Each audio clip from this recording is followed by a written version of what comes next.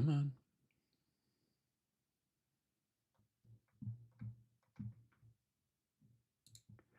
There we go. All right. Pop out the old chat. Makes that noise. I totally didn't make that noise with my mouth. And drag that window down. Set it to live chat. Okay, cool. And go back to OBS. And there we go. Hooray for me. All right. Good morning from Union County, Georgia. I hope you're doing well. Daylight savings time equals an extra cup of coffee. Well, that's a nice way to look at it, for sure.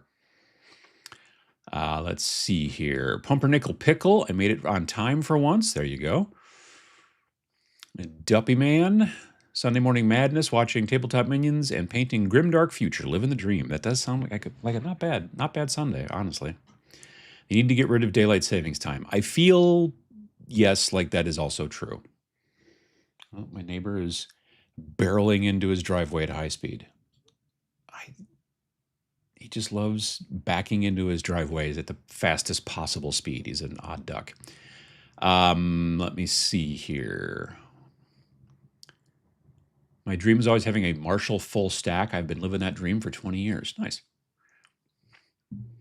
What's everyone painting these days? All kinds of stuff. Every fall and especially spring, I remember this quote from Batman, the Brave and the Bold. Benjamin Franklin was a fraud. Oh my goodness. All my minis are painted. That's impressive. I have some terrain I have been working on and painting my neighbor's gas tank on his Harley. I need more minis to paint, but I haven't decided what to add to my armies yet. That is a rare thing, to be out of minis to paint. At least in my mind it is, you know. In time for the first time in months. Well, Dargonar, congrats and welcome. Jebbies, merry morning. How you doing? Dragonfire, morning from Quebec. Let's see here. Too fun to stop. Spider Goblin painting here. Fun. Greetings from Central Finland. How you doing, Six Gunner? Hello from a slightly chilly and very windy Oklahoma. Rodney, I hope you're doing well. Quebec, how you doing?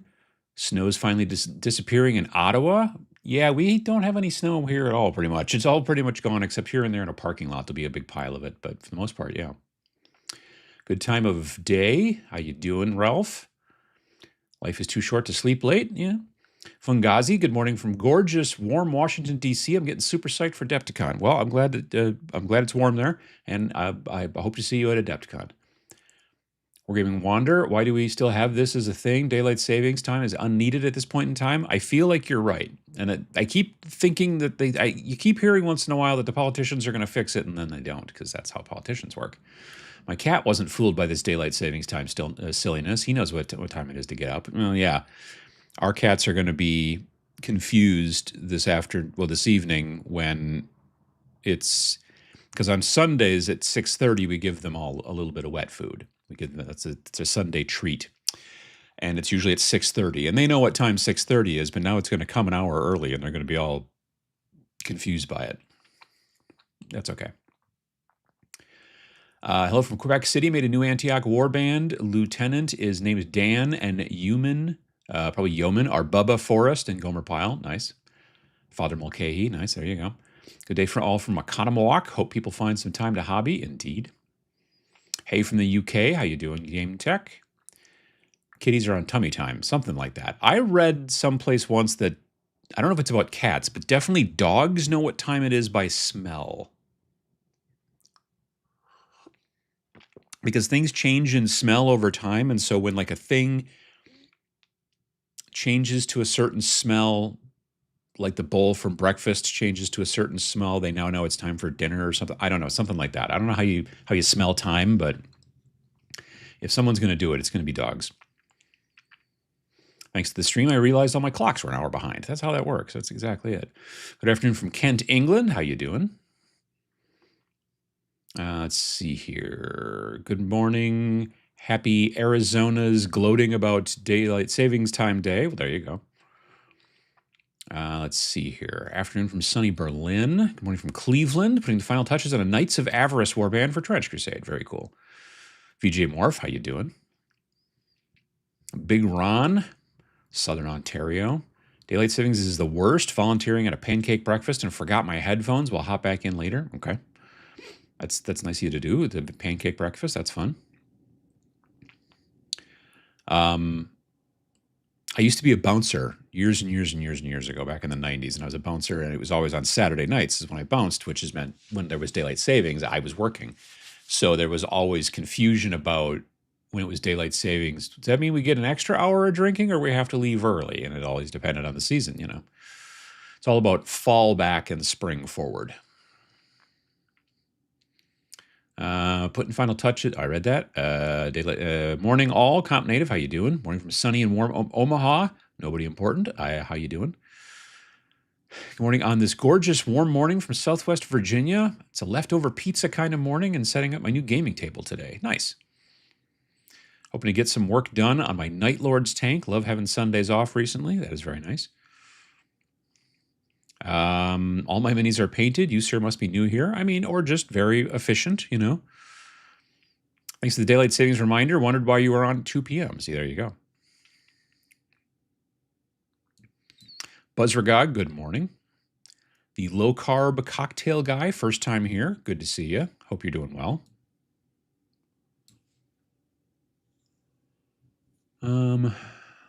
Let's see here. Daylight savings time is awful. Just pick one. I don't care which one. I think that everybody should split the difference and either go forward a half or go back a half, or depending on when we do it, and then just stay that way. That would be, I think, it'd be awesome. Motor Breath Jazz. Hello, hello. Not new. I have an obsession for completing things. That's good too. You're also probably like specific about not buying as much stuff when you have stuff that you still need to paint, which is it's a good thing to have. Let me see here. Good morning from an unseasonably warm Cleveland. Everyone's talking about how unseasonably warm it is. It's going to be kind of warm here. It's going to be in the 50s. So that won't be too bad. Now, if it just stays like that until AdeptiCon, that'd be great. My concern is that AdeptiCon is going to be like rainy or snowy or crappy or something like that. But I guess we'll see. Morning from Louisiana, an island on a swamp. There you go. Tabletop Minions and MST3K from Pittsburgh this lovely Sunday. It sounds like a good deal. Building the Rebel sleeper cell from Star Wars Legion to use as a crew in 5 parsecs in Space Station Zero. Nice. I'm sure in the UK they said daylight savings were getting removed around 2030. Like I said, we had politicians that were talking about it last year or 2 years ago, and then nothing ever happened. But again, that's how politicians work. Going through my Battletech haul, LGS had a learn to play day that my 10-year-old enjoyed, and they were having a sale, so I splurged a little bit and attended, and there you go. Greetings from Poland. How you doing? I actually shift feeding time for the beasts with the time change. I mean, oh, I see. Well, yeah, we just keep doing it the regular time, so it does change.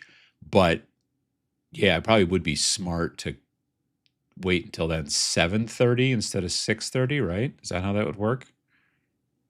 Because then they would think it was 6:30. I don't know. Not worth the drama? Well, yeah. Morning from Des Moines. Thank you for taking the edge off the time change with entertainment. I mean, this is what I try. Morning from Omro, Wisconsin. How you doing? Give all new meaning to smell you later. I mean, maybe, exactly. Totally forgot about the time change, so I already feel under pressure somehow. I mean, that'll happen. I'll sync up with you at the end of the month again. Right now, everything is off, and cats are painting dogs and all. Sure, exactly. Hello from Newcastle.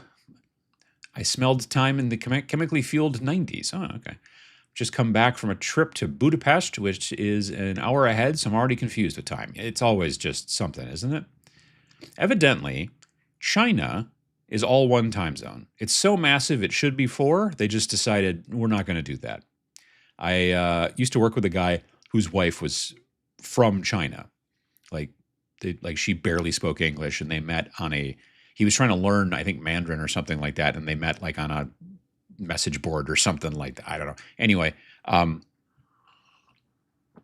they live here in the States now, and he was saying that, yeah, when they would go to visit in China, all of China is one time zone, and so they're like the far west part of China, like is used to it just being like too dark or too light or whatever. It's like, oh, it's 5 o'clock in the afternoon, but it's dark because it's technically should be 8 o'clock in the evening, that kind of stuff.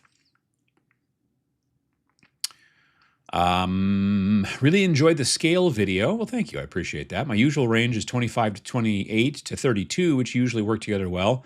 I also like trying other scales for 28 millimeter.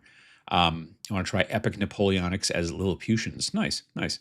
I had a bunch of people in the comments who were like, I don't know if they just didn't watch the video, but they're like, well, yeah, but like 28 or 25 millimeter. Like I had a guy today who was like, well, Star Wars Imperial Assault models, if you think scale doesn't matter, Star Wars Imperial Assault models don't work with Star Wars Shatterpoint. And then I'm like, yeah, because they're in different bands. Like, I was talking about 25, 28, 32. That's kind of one band. And then like the 38 to 40 is another band. And I didn't say that bands should mix. I just said that you don't have to be so precious about, oh, this is 25 and this is 28, and I can't have those models next to each other. But I think a lot of people comment before watching the video because that seems fun.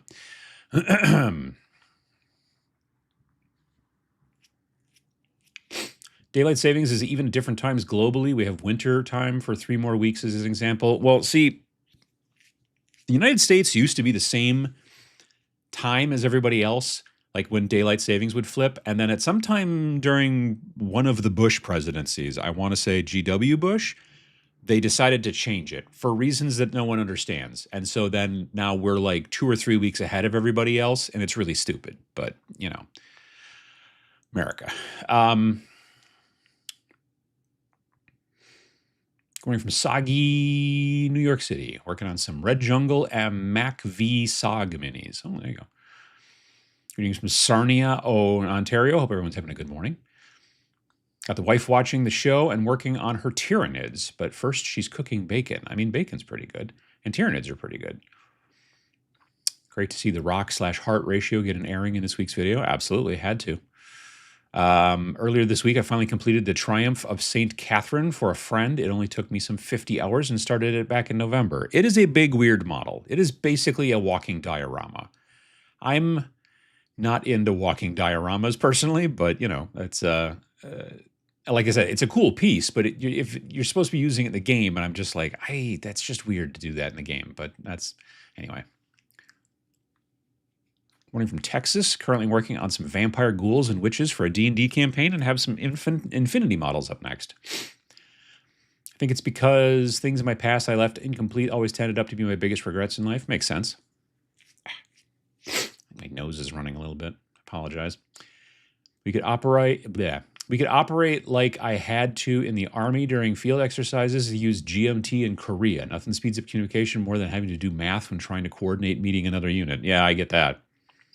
It's going to be 70 tomorrow in Chicagoland. Wow.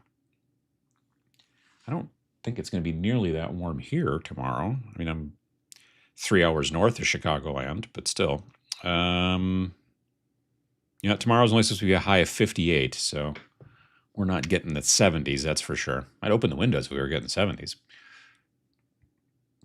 Going from Baltimore, just wrapped up my bolt action U.S. Airborne, and now I'm starting on Conflict 47. Nice. Finished painting all your minis. We have found the chosen one. See, there you go. EU was going to remove it a few years ago, and one country was like, oops, we forgot to vote. We'll try again in a few years. I mean, yeah. I think it's Big Clock. That's who's putting the stop to it. Going from Richmond, I purchased PVC foam boards from Terrain Building, better than foam core. Plan to use it for a board of Italian buildings. Is it called Sintra? Because I've seen that stuff before, but I don't know if it's the same stuff or not. Good morning from Castleberry, Florida. I'm very interested in the new Marvel Crisis Protocol alliances announced by Atomic Mass. It looks like their solo co-op version of Underworlds, which I'm a big fan of. Yeah, I saw something about that, but I saw it was like on a hex board or whatever, and then I didn't. It's not for me, but but it's cool. Afternoon from the chill gray spring begins in the South UK. Warm tones of Uncle Adam charging the afternoon here. Oh my goodness. 72 degrees today, 29 and snowy by Wednesday. The Midwest is awesome. The Midwest is weird, but that is the general, that happens. I've been pushing hard to clear out long neglected projects. It's paying off. Well, that's good. Busy making castle stuff for 1490 Doom. Nice. Kit bashed minis for it from North Star Plastics yesterday. That's cool. Finally prepping a fantastic plastic resin kit. It's the ship called Nell from Battle Beyond the Stars. I'm not familiar with that. Too early and too sunny, Milwaukee. Absolutely. We don't have any sun here for sure. It's definitely Cloudsville. We had tons of fog the last several days. Wednesday, Thursday, Friday. Finally, Friday night, after we got done hanging out with some friends, we got home and I decided I needed to go out and do some shooting because I'd wanted to shoot pictures. I love shooting pictures in the fog, especially at night. And I wasn't able to on Thursday because I was working on the video. So I went out on Friday and I got some pictures I like. So yeah, that's good. I'm glad.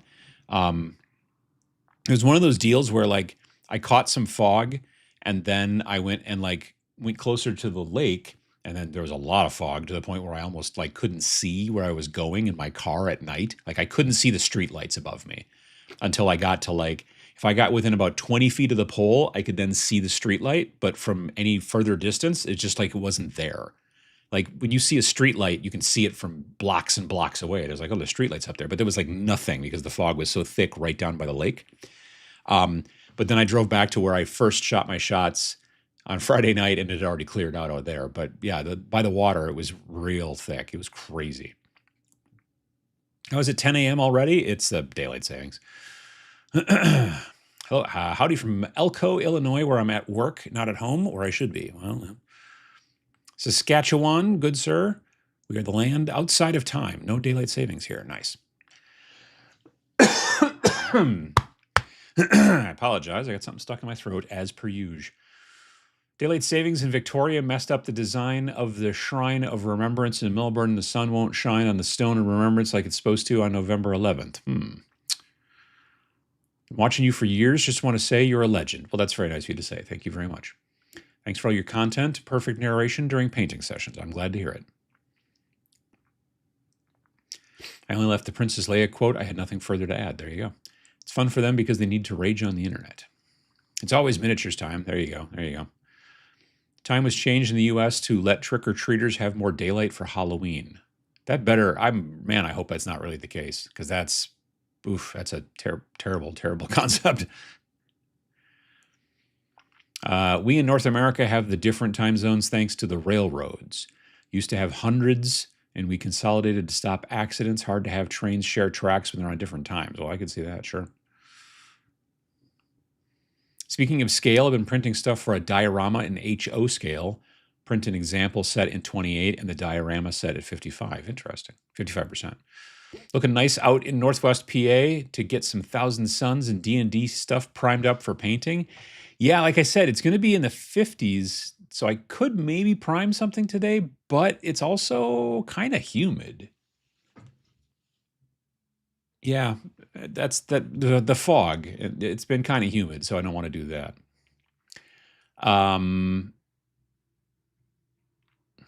I use Shatterpoint terrain for Necromunda photos, and it's fine. It feels big and industrially overwhelming. I have some Shatterpoint terrain that I bought to use in non-Shatterpoint games because I don't play Shatterpoint, but I thought this piece of terrain was cool. But one of the reasons was because it's partially a decent amount of like rocky outcroppings and then like catwalks. But there's no doors where you're like, why are these doors so much bigger than everybody in my squad or whatever? You know, like there's nothing like that piece when I looked at it in person, because I was at a trade show and I saw it in the Atomic Mass Games booth. And I'm like, that's a nice piece of terrain. And I'm like, and I think that would fit well with regular 28 or 32 millimeter stuff. And so, yeah, when I got home, I had my local store order it for me, and I got it from them. We open the windows here at about 15C. Like we try to stick to about at least the high 60s, you know, and then we'll open the windows for the cats. GW turning so many miniature races into mini dioramas makes me wonder how you're supposed to transport them. They don't care. That's not their interest. Did folks see that Atomic Mass is sunsetting Shatterpoint? I've heard it's going into maintenance mode, but yeah. Makes me a little glad I didn't get into it, but hey, as long as they release everything they promised, I guess. I mean, we'll see. But yeah, they laid off some folks, and they said they're going to continue making Marvel Crisis Protocol. They're going to continue making Star Wars Legion because those two are actually selling, but evidently Shatterpoint not so much. So they're going to continue, like, tweaking the rules or whatever stuff like that, but they're going to probably slow way down on production. Like they got stuff in plan or in progress currently, but they're not going to make anything new for it right now. So that, I guess, doesn't surprise me a ton. I know a couple people that play it, and that's about it. As we all know, we can still play a game that isn't actually getting new stuff. Also true. Thoughts on the rebranding of Citadel paints? They should have decided to make them better instead of changing the name, and they should have put them in a better container. That's what they like. It literally means almost nothing, except that they made a video, which was kind of annoying. Like announcing it, it was like there was this kid working at a Warhammer store, and he's like annoyed by everybody because they don't understand that Citadel means Warhammer, and so I felt like he was like mad at the people coming in and asking about it. And I'm like, well, it's not their fault that your marketing department's been dumb for decades. You know what I mean? Like, it just, the whole Citadel thing, like, unless you knew about that way back in the day, if you're a new person and you're like, I don't know what Citadel is, I only know what Warhammer is, well, then yeah. I mean, I get it. They need to make a video to announce the transition. I just thought it was a little tone deaf because it was like this guy who was getting mad that everybody didn't understand that Citadel equals Warhammer. And I'm like, whatever. Until it hits 18 Celsius, I got to wear long johns. Gotcha. Morning from Pittsburgh, playing Slay the Spire 2 and making something to eat and then off to bed. I keep hearing about Slay the Spire and I don't know what it is. It's a video game. I get that, I think, right? Would you slap chop prime black with white by dry brushing even if using opaque paints? If I'm using opaque paints, then maybe not. I don't know. It's a good question. It's so unlikely that I do that these days, though. Like 9 times out of 10, I'm always starting with an airbrush. Well, let me take that back. 99 times out of 100, I'm starting with an airbrush. So I'm priming black and then at the very least spraying it white to get the zenithal. But if I'm not, then I'm spraying whatever color the majority of it's going to be in with the airbrush and then going from there. But yeah. Rebrand seems pointless, but it's obviously for those who aren't already in the hobby, which is fine. I mean, I get that. Changing the name changing the name is fine. But I thought that the video that they made for it was not great. They should have just had, like, I don't know, James Workshop, that guy just be like, you just do that. I don't know. You just a film of him, not even talking, just doing that with his head for a while. And then they're like, we changed the name. Thanks. That would have been real quick. They could have made it a GIF. Good morning from southeastern New Mexico. How you doing? Building an Amazon's Blood Bowl team here in Smyrna, Tennessee. Well, how you doing? Limited release cycle, corporate speak for sunsetting. Sure. We just got done with 2 or 3 days of hard pouring rain. Like I say, we had fog, a lot of fog, which I don't know. I liked some of the photos I took. They were fun. It's fun going on photo missions like at night in the fog. I don't know. Good morning from Kern County, California. Showed my son and I watched your videos on StarQuest and we decided it was time to get back to tabletop. Nice. Top of the morning from New Brunswick, Canada. Warhammer game, Warhammer shop, Warhammer paint, easier for starters, I guess. Are they still Citadel miniatures? That's a good question. I don't know. Someone said that, yeah, but you can still call them Citadel brushes. And I'm like, well, they'll probably change that eventually too. Again, it's all marketing and it's like, whatever. Do you have a window when you expect to announce the new Snarling Badger game? Yes, between 8 and 9:30 p.m. on Friday, March 27th. We're announcing it at AdeptiCon. So we're doing a live podcast. We're not broadcasting it live, but there will be potentially up to 100 people technically in the audience because there's going to be 100 chairs. I don't think 100 people will show up, but nonetheless. And yeah, so we'll be announcing it there. We'll be recording that, and then that will become a podcast So yeah, it'll come out at AdeptiCon, basically, is when it's going to come out.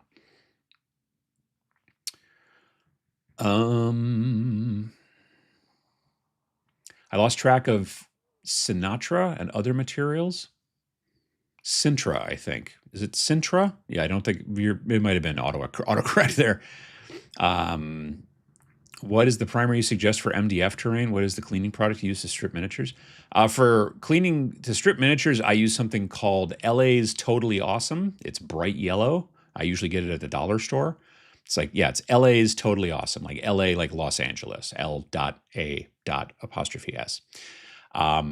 It's literally called LA's Totally Awesome. And man, it strips paint great. As far as the primer I suggest for MDF terrain, I use a black enamel. It's like professional something or other black enamel from Rust-Oleum. So it's Rust-Oleum. It's in a silver can, and it says like professional high grade something or other black enamel. Enamel's the important word there. Also, you want to use the matte black. You don't want to use the gloss. That's not good for priming. Also, it comes in a much taller than normal can. Normal rattle cans are, I don't know, 10 or 11 ounces. This is 15, so it's taller. They usually cost about $10.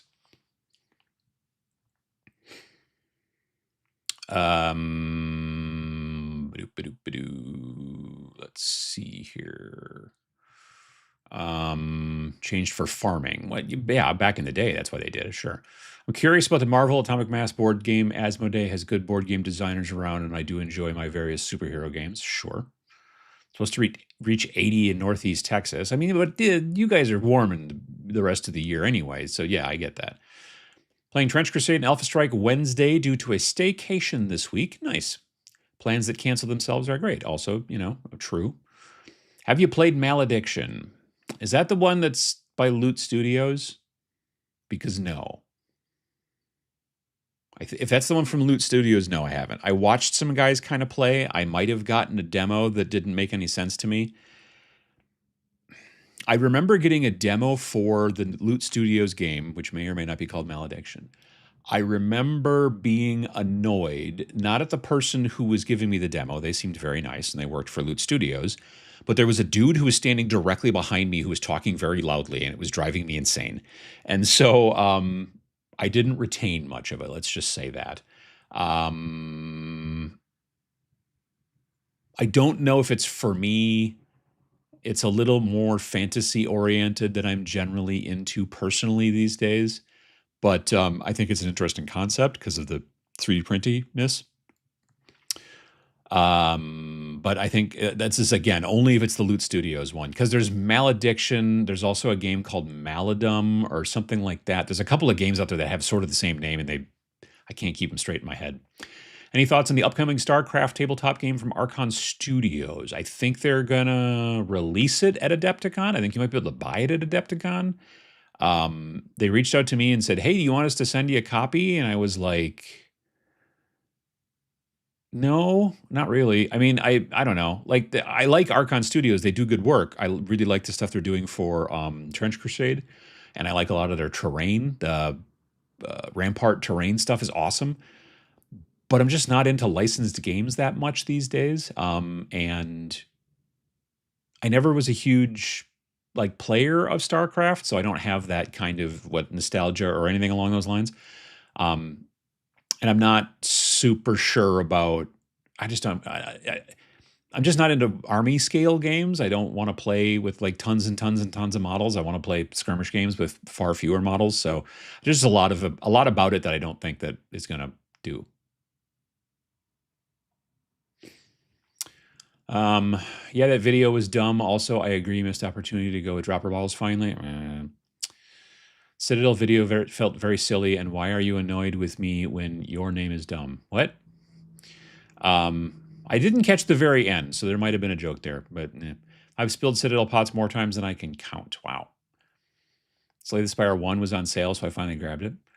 I've had dropper bottles gum up on me and then explode more times than I can count. The trick to dropper bottles is that when you squeeze them just a little bit, nothing comes out, then you stop. And then you get a little needle and you go, and then it's fine. That's the trick. It's about knowing, oh, that's not coming out. All right, I'll do that. But the thing about dropper bottles is they don't dry out. That's the problem I've always had with the GW bottles or whatever pots, is that they dry out, and the knocking them over. That's also a huge thing. Let's see here. Whenever the labeling of a product changes, it always means that there's a change in formula, change in price, or both. GW is trying to homogenize everything under the Warhammer brand. They didn't say anything about changing the price, and they definitely didn't say anything about changing the formula. They need to change the formula, and they need to make the stuff cheaper, but I don't think they're going to do either of those things. They also need to put it in dropper bottles, which I also don't think they're going to do. I heard that the new bottles were going to be hybrid, but pop top and dropper tip. Anyone else hear that, or am I hallucinating? I don't even know how that would work. I mean, like in the pictures that they showed, there's no, that's not a thing. They're like, hey, here's this pot, now it's got a different label on it.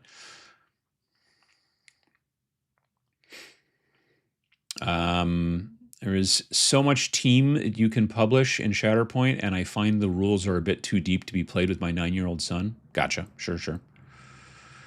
That could have been a GIF as the new version of that. Could have been an email, maybe. I get people from time to time in the comments of the videos who are like, who are basically saying this entire video just could have been a GIF, like, you know, or a JPEG. Or you know, they'll be like, man, it took you, 12 minutes to talk about something that should have taken you 60 seconds. And I'm like, go back to Reddit and just look up a JPEG of this, and then you should be fine. You know what I mean? Like I'm not going to make a tutorial that's a single image. That's not what the channel's about, as it turns out. So whatever, that's fine. I think the reason I'm not so annoyed at Citadel paints is that I started with little tins of enamel paints. Those wee flip lid acrylics were like discovering fire. I just like dropper bottles so much better.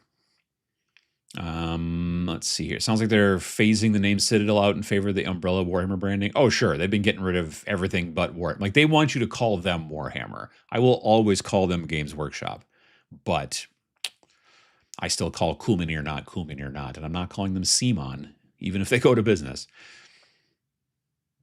Wouldn't the name change somewhat pigeonhole them? I would think so, but they think they want to do that. You know what I mean? They want to be pigeonholed. I'm not sure what that means exactly, but whatever. Now it's starting to get sunny out. Let's see here.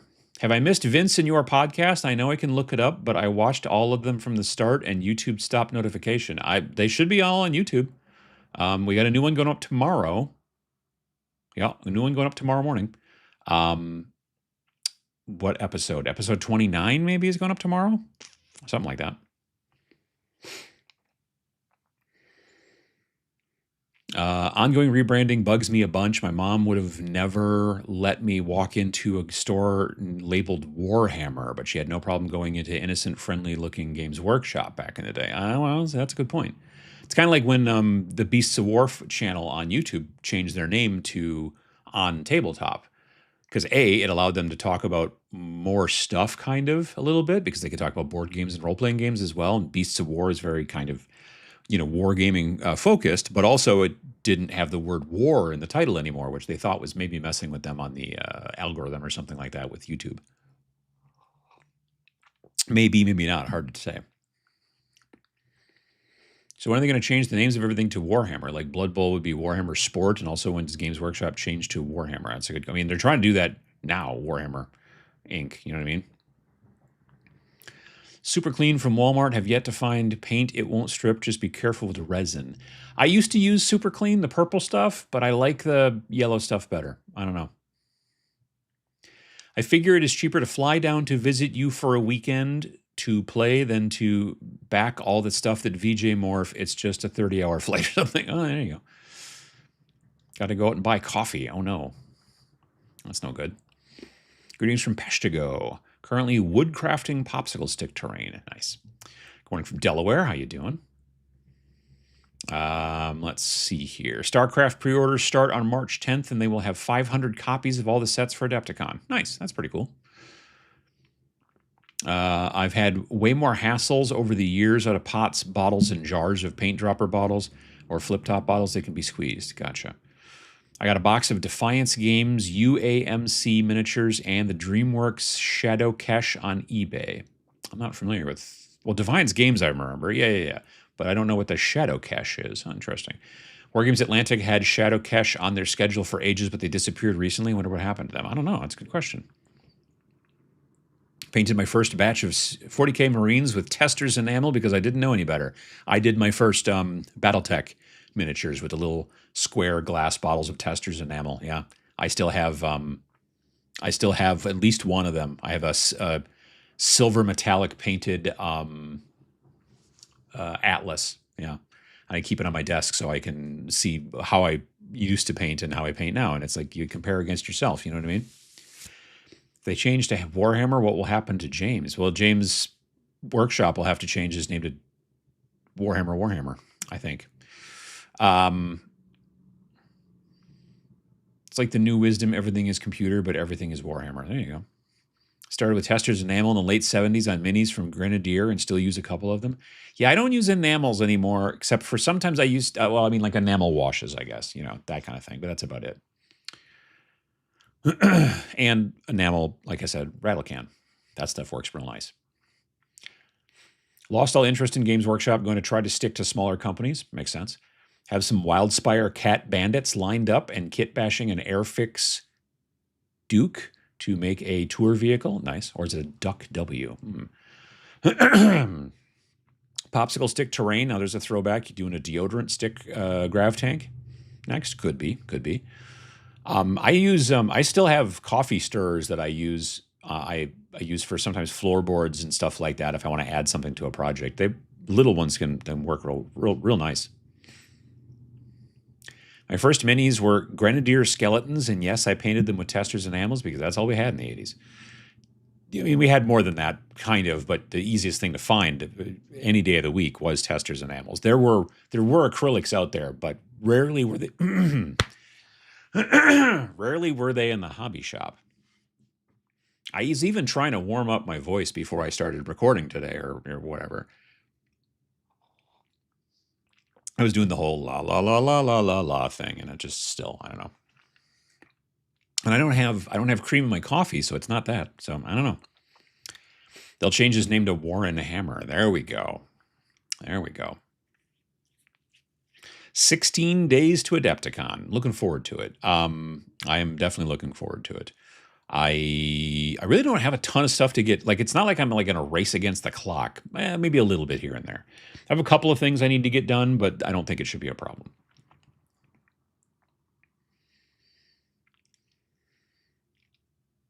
Used to paint my D&D minis with Testers and Humbrol. I bought some Humbrol enamel wash, and it was not great, and it's put me off of Humbrol almost completely. Also, the word Humbrol I have a hard time saying, it seems like, but yeah. My buddy's first goblins were painted with Testers. We called de glossy gobos. Oh yeah, I bet they were real glossy. That's true. Lemon juice helps strained voice. Interesting. Let's see here. Poly S were one of the few brands of acrylic paints during the 80s. I used them mostly for weathering my tank models. Gotcha. I'm going to scooch this up. There we go. Right now, let's see, what did I do yesterday? I worked on basing a bunch of models. My good friend Dave from Bottle and Spool, bottleandspool.com. He does 3D printing for people and stuff like that. Does great work. I do my own filament printing with my Bamboo Lab A1, but I work with him and pay him to do my resin printing, and he does great stuff. Anywho, I had him print some figures from Bestarium. If you've heard of Bestarium, they're a sculptor, Patreon 3D printer, kind of, those guys. They make tons of crazy stuff. And so I'm going to be using some of their models in a bit of photography for our upcoming game. And so I got some of those printed and then put them on bases yesterday. Now I need to texture the bases, and then I need to prime them and then paint them up real quick, and then they'll be in the photography, and that'll be cool. But then I also had him print me another, there's like 10 other guys from, what was the name of that company? Do I have the, yeah, I do. I have that thing plugged in.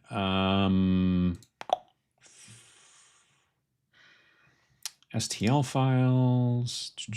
Was it Unit 9? No. I don't know. There's just some other really weird models that I bought recently, and now I can't remember what the heck they're called.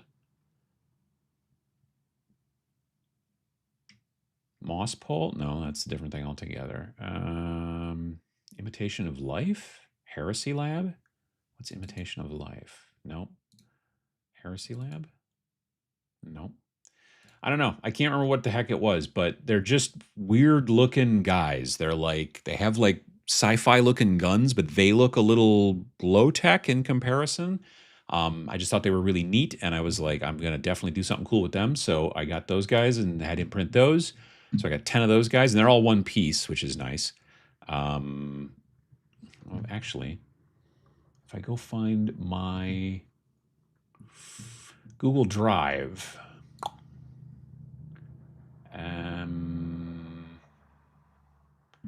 March. Lunar Auxilla. Lunar Auxilla. I have no idea. Lunar Auxilla.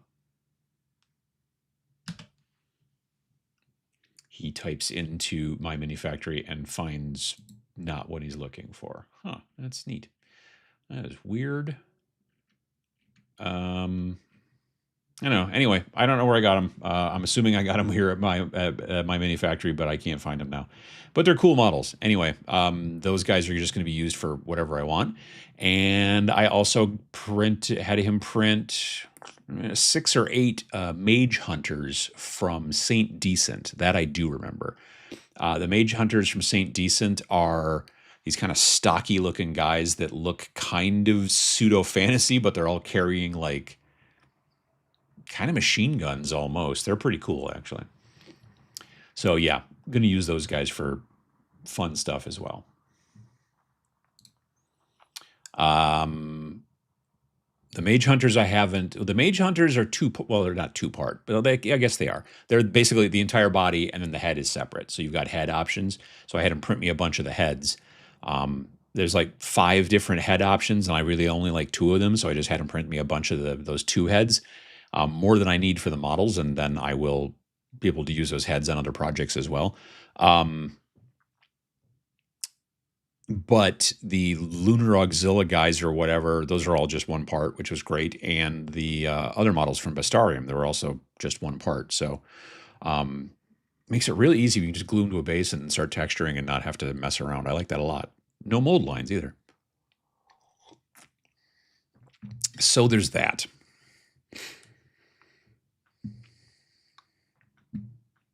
Does Bottle and Spool have licenses, or do I need to send STLs, or both? You need to send them STLs. Yeah, they don't have licenses for like everything or whatever. So if you say, hey, can you guys print this? Then you're going to, it's best. I usually use Google Drive, but you could use Dropbox or whatever. Like usually you can't email somebody an STL because frequently the STL is too big for email, but it depends. It depends on what it is. Sometimes if it's not a super, super, super detailed thing, you might be able to fit it in an email, but most likely you're going to send them a link and then have them download from there.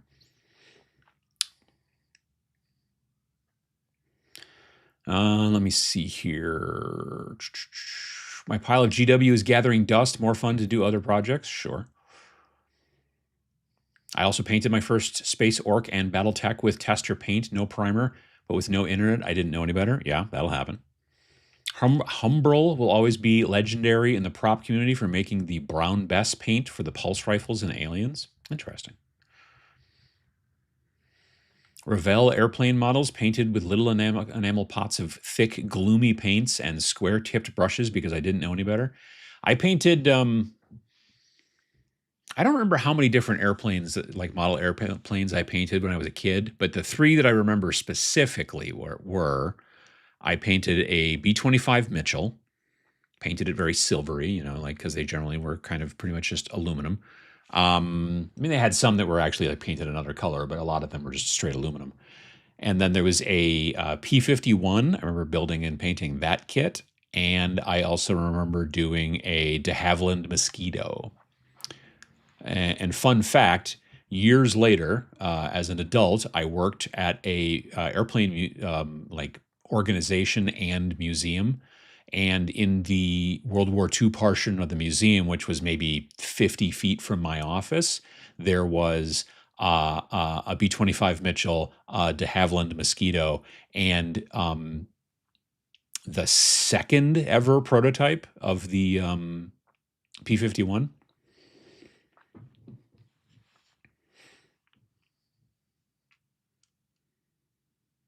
Do you paint your bases to match your game table? No, I generally paint my bases, and I've talked about this a little bit before.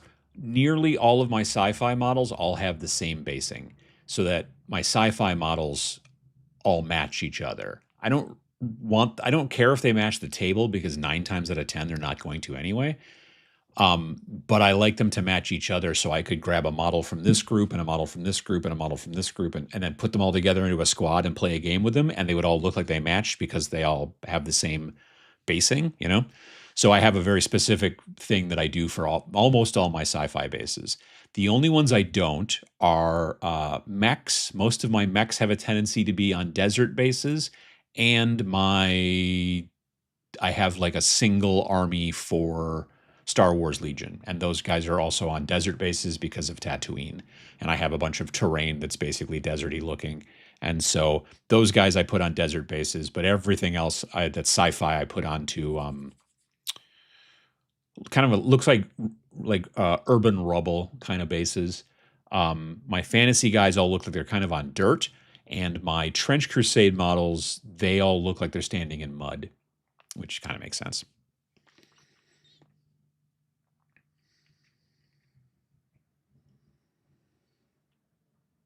As a fat man, I'm inherently at odds with humidity on principle. Yeah, humidity's no fun.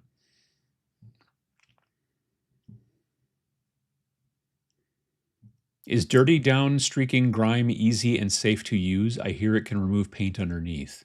I guess I've never heard of Dirty Down Streaking Grime. I've heard of Dirty Down Rust and Dirty Down Moss and Dirty Down Verdigris and stuff like that. But I didn't know if they made I didn't know they made a Streaking Grime. Streaking Grime is generally either like Ammo by MiG, they make a Streaking Grime. I think that maybe AK Interactive still does, but I don't keep up with AK Interactive stuff. I've used Dirty Down Rust a little bit. I've never had super great results with it, so I don't really use it too much. It's also surprisingly expensive. I think that if I did more display painting, then I would really try to learn how to use Dirty Down Rust. But Dirty Down Rust specifically seems like it's also kind of a little fragile for gameplay, you know, because you're touching your models a lot in gameplay. Whereas if you're like making a display piece that you're going to display and, you know, maybe put it in a contest or something like that, the surface of the Dirty Down Rust stuff, like I said, if you touch it much, you ruin it. So, do you wash your minis after building them before priming? Plastic, no, not really, and also not like 3D printer resin. I mean, they're already washed, obviously, as part of the process. They get washed at the end. Basically, it's the second to last thing. They get washed and then they get cured with UV light.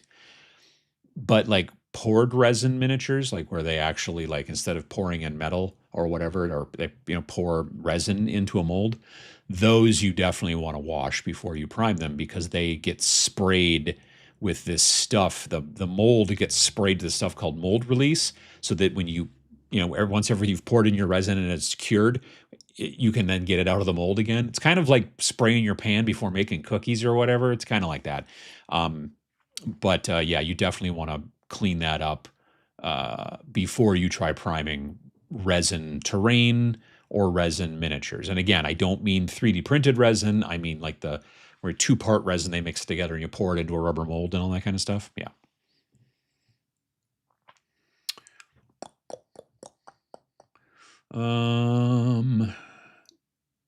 Molly, how you doing?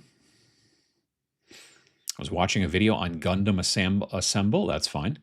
It looks like it's going to be played on a hex map, isn't it? Is there anything about it not being played on a hex map? Because if it's played on a hex map, then I'm not interested. So there's that. Like, not being a Gundam guy, I'm already, like, right off the bat not that interested, but I was like, well, but it's a cool game system or something like that. But if it's gonna be played on a hex map, then yeah, not for me. Have you been able to play much with the OPR Broken Truth mini you painted up? I backed for the starter set. I'm excited to try it out. Will be my wife's intro into tabletop as well. Nice. I've used them in Star Quest, but I have not gotten a chance to sit down and play like a standard, like 1,000 point, versus 1,000 point, regular grimdark future battle. I did just watch a battle report from Mini Wargaming of the Broken Truth box. It was Luca versus Scary. I've met him, but I can't remember the name he goes by. Nice chap. But yeah, it looks like they're both good groups. And I haven't finished painting the lizards yet, the space lizards. But if I was going to play right now, it would probably be, I think right now, if I was going to be able to play, I would definitely have my Robot Legions versus Imperial Guard, because I have enough Imperial Guard to make 1,000 points. And I'm also working on, I haven't started painting it yet, but I've got it all together. Everything's built. The bases are all done and all that stuff. And I'm going to eventually start working on them, probably maybe even this summer, but I do want to paint a basically Primaris Marine, or what they call Prime Brothers, maybe as high as 2,000 point army, because I just have the models, and why not? You know what I mean? Time isn't real. That's true. Going to get the StarCraft game for the miniatures, even if I don't play the game. The miniatures look so cool. I mean, I guess I'm not super attached again to the concept necessarily, but I'm sure the models would be nice, because they, like I said, they make nice models. I love the Prussians they did. And Lee, how you doing?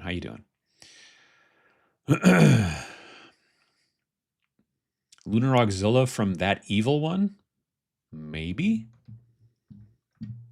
Let me see. Let's see here. We go there. I don't want to do that.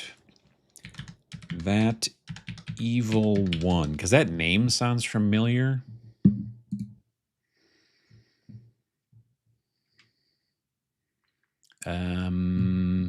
Store.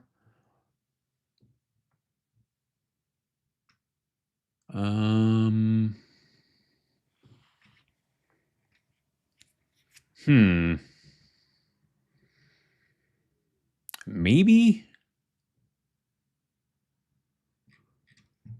search Lunar.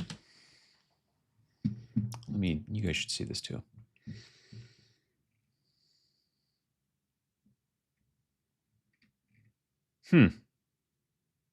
Oh, is that it? No, that's the drop troopers. Small. I like how they smelled small. It's fun. It's basically, this isn't quite it, I don't think. Well, no, that might be close.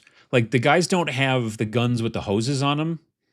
Oh, these are first cohort veterans or whatever. But yeah, we're getting in the right spot. It must be this sculptor who did it. I don't know how I came across them, but I just thought they were super cool. I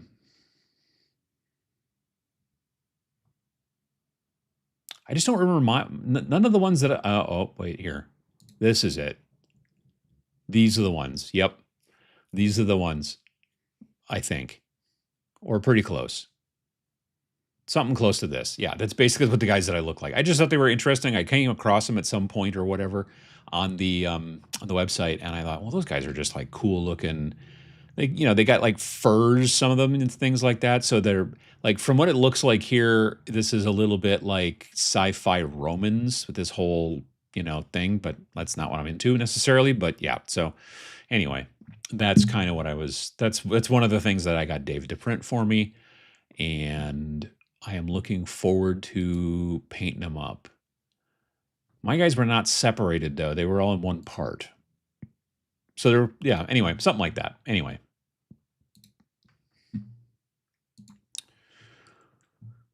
Let's see here. Lunar Auxiliary was a Kickstarter from a few years back. There were counts as Color Auxiliary Mini with Chaos Splash. Great looking minis. Could be that, yeah.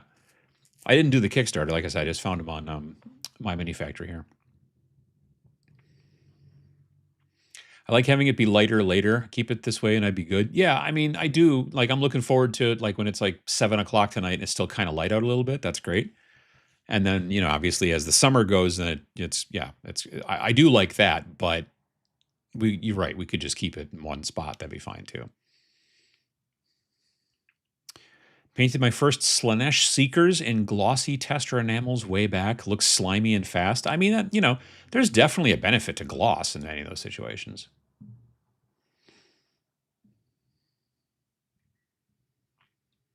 Let's see. Apple Barrel paints is what I used in my second edition Space Marines because Walmart was 20 minutes and the FLGS was over an hour and a half. Sure, I get that. Yep. Michael Strange, how you doing? Clear acrylic bases always match the game table. I just don't like them. Partially because the clear acrylic bases I've always seen have been solid. I like my bases to have a hollowness on the underside a little bit. So magnets, you can use those if you want to.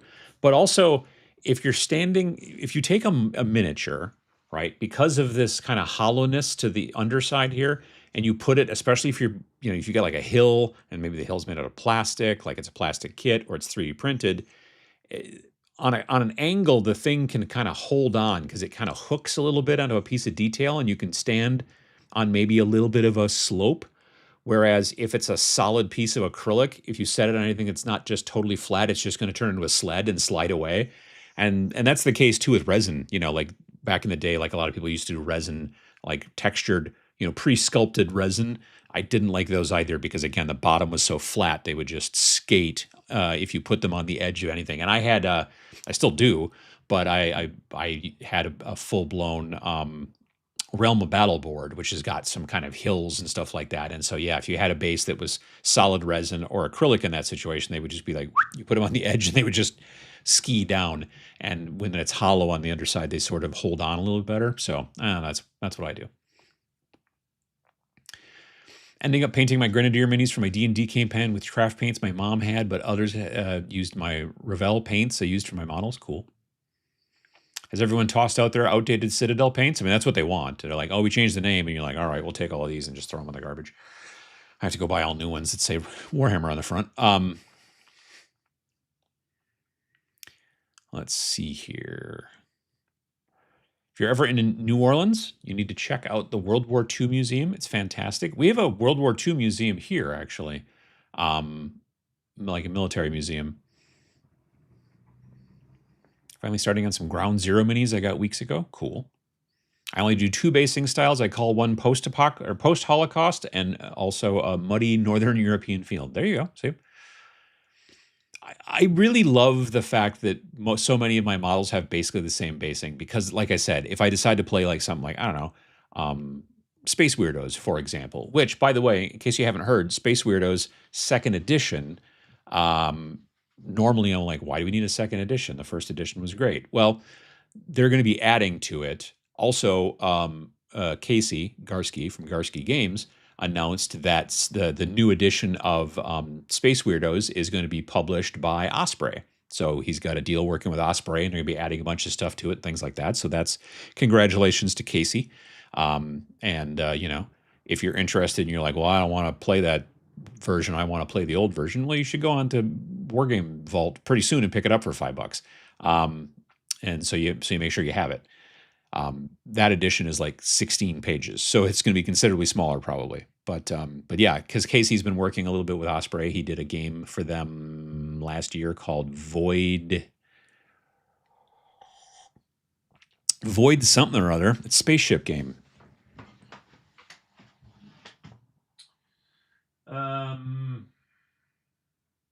Void Fighter. It's not just a prop back there. It's an actual shelf. Yeah, he did this game called Void Fighter, which is a spaceship combat game. And that's Casey Garsky right down there, a.k.a. the guy who did Space Weirdos. So, yeah, it's spaceship combat. It's got some cool artwork in it. It's pretty cool stuff. But anyway, yeah. So soon, I think Space Weirdos, I don't know if it'll be in a blue book like this or if it'll be different. I'm not exactly sure how that's going to go. But the thing about Space Weirdos is, like I said, I can grab like a bunch of different weirdos, as I like to call them, from a bunch of different squads that I've painted over the years. And because the bases all match, that doesn't bother me. So there you go.